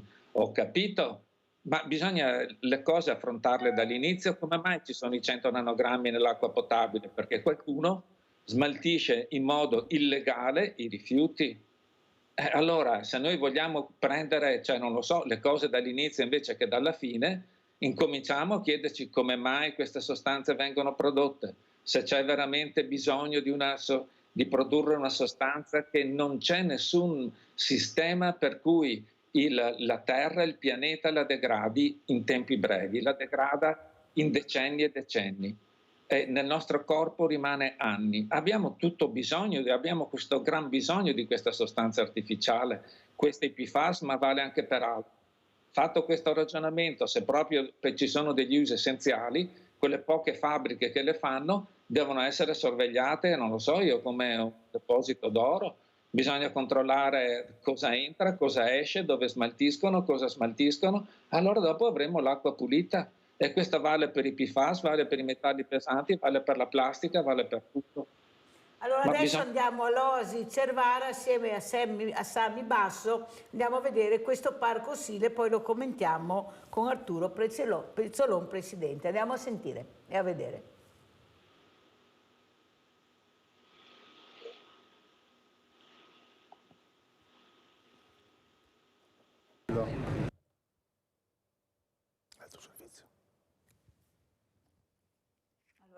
Tutto il parco del fiume Sile è incredibile e meraviglioso, però se vuoi avere un incontro ravvicinato del terzo tipo con le bellezze naturali che presenta, devi venire qui. Questo antico mulino è la porta d'ingresso all'Oasi di Cervara, che è l'ultima grande oasi naturale del fiume Sile. La peculiarità dell'Oasi di Cervara sono le sue polle di risorgiva. Si può vedere proprio l'acqua che viene fuori dalla sabbia e questo la rende un habitat veramente ideale per moltissime specie che magari in altri ambienti non riuscirebbe a sopravvivere. E poi l'Oasi di Cervara è un posto dove è nato un progetto molto particolare. Questo progetto consiste in delle voliere atte ad ospitare coppie di cicogne bianche e dunque ecco che facendole nidificare qui dentro e facendoli figliare, i nuovi nati di cicogna bianca rimarranno qui stanziali. Potranno essere visti dalle altre cicogne migratore che potranno riconoscere in questo luogo un luogo sicuro in cui fermarsi e a loro volta fare altri figli. E poi all'Oasi di Cervara c'è la possibilità di vedere loro. Loro sono gli strigiformi, uccelli come gufi, civette o come questo bellissimo allocco. Qui c'è la possibilità proprio di interagire con loro e farsi spiegare la vita di questi magnifici uccelli. Allora, abbiamo visto le cicogne, abbiamo visto l'allocco, ci manca lui, la mascotte di questa oasi, il martin pescatore. Noi non l'abbiamo visto, ma è aperta la sfida. Vieni tu e trovalo. In barca, in canoa, a piedi o in bici. Vieni a visitare il Parco Naturale Regionale del fiume Sile. Sarà un'esperienza indimenticabile. Visita il sito parcosile.it. Uè, Bilbo, allocco, Non vedo l'ora di proseguire la mia avventura nel Parco Naturale Regionale del fiume Sile. Torniamo a bordo. Ma lo sapevi che il fiume Sile è il fiume di risorgiva più lungo d'Europa, 95 km tutti da gustare? Devi immaginare le acque alpine che solitamente formano un fiume partendo dai laghetti di montagna. In questo caso invece le acque vanno sottoterra, dunque sono proprio sotterranee, e una volta che incontrano l'argilla, che è impermeabile, cominciano a risalire. Da qui il termine risorgiva e da qui anche il termine veneto con cui la si denomina fontanassi, cioè fontane, in poche parole. E comunque qui nel parco del fiume Sile non troviamo solo il fiume in sé, troviamo anche dei bellissimi laghetti, delle paludi, delle torbiere, dunque un sacco di fauna e flora diversissime, e poi ovviamente anche l'area della foce, che è unica del suo genere. Qui crescono piante di ogni tipo: salici, ontani, pioppi, querce, olmi, canneti, e poi c'è lei, la tipica felce palustre. È un habitat talmente speciale che tantissime specie di uccelli, migrando dal nord Europa, scelgono di sostare in questo paradiso naturale. E lungo il Sile possiamo vedere anche dei grandissimi esemplari di villa veneta. Queste sono proprio le classiche ville venete che usavano i veneziani, i nobili, per venire in villeggiatura. In barca, in canoa, a piedi o in bici.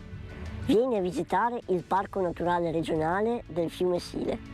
Sarà un'esperienza indimenticabile. Visita il sito parcosile.it. Cioè, ma su questo Sile? Ma non fare il bagno e non sapeva l'acqua, aggiungiamo noi. Prego, Presidente.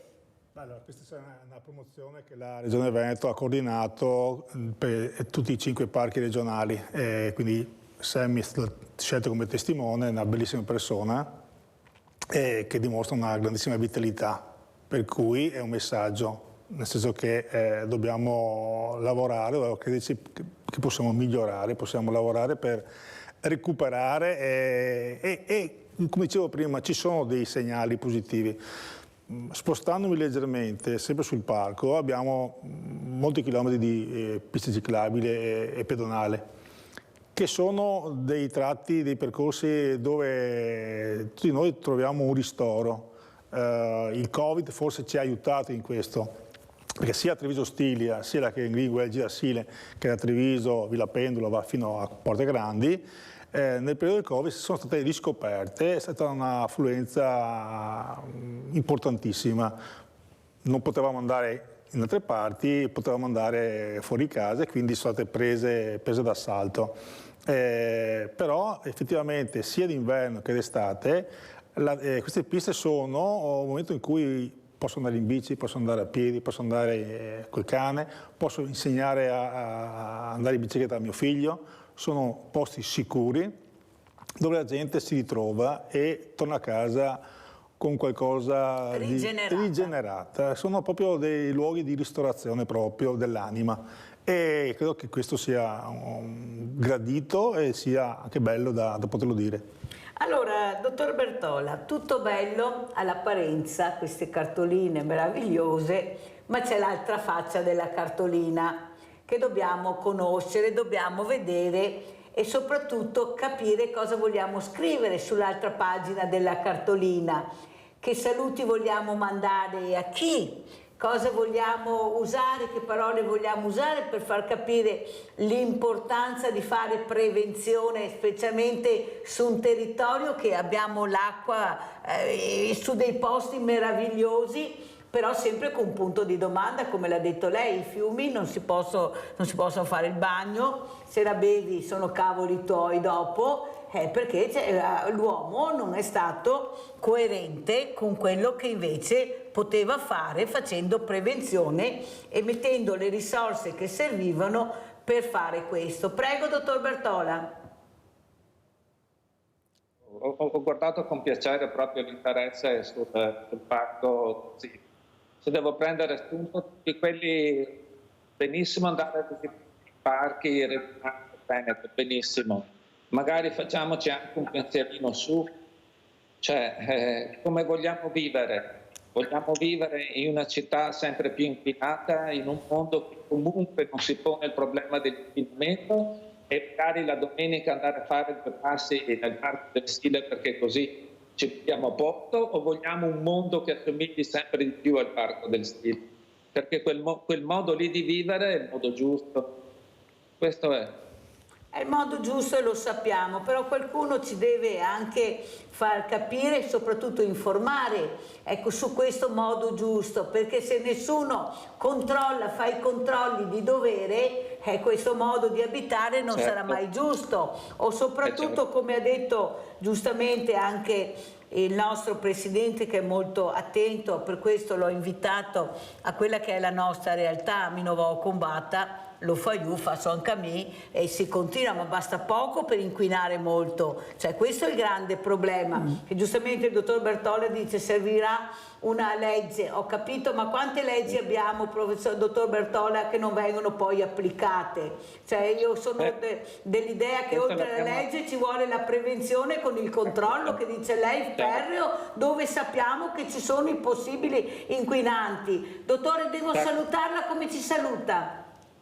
Beh, allora un bel saluto, visto che lei ha detto questo, però le mamme ci hanno insegnato che la cittadinanza attiva è molto importante. Diventiamo cittadini attivi per la nostra salute. Grazie, grazie al dottor Francesco Bertola, medici per l'ambiente. Allora, Presidente Pizzolon, come ci saluta? Veloce. Io saluto, intanto ti ringrazio dell'invito che mi hai fatto, anche per me era qualche tempo che non ci si vedeva più. Però io voglio essere ottimista, nel senso che si deve migliorare e possiamo migliorare. Grazie, grazie anche Arturo Pizzolon, Presidente Ente Parco Naturale Regionale Fiume Sile. Grazie, grazie, la posta di Mirella.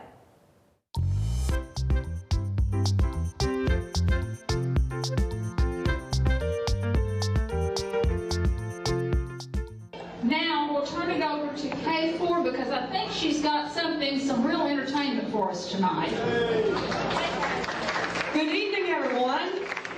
Well, y'all, I'm sorry to say I was going to have Jim and Virginia to dance for us, but they disappeared on me. I don't know what's going on. Has anybody seen them? Check it out. Oh my stars.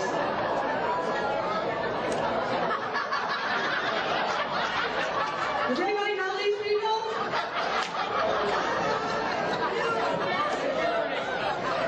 Can I help you?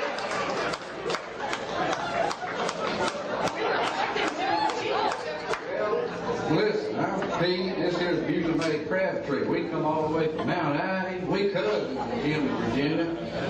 They couldn't be here.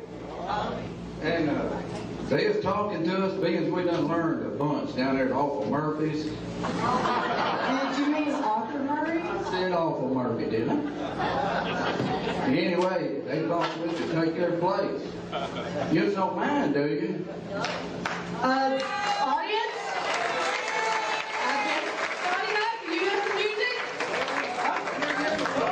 Oh, okay. What can we do now? Well, you know they may have some words about that. Woo!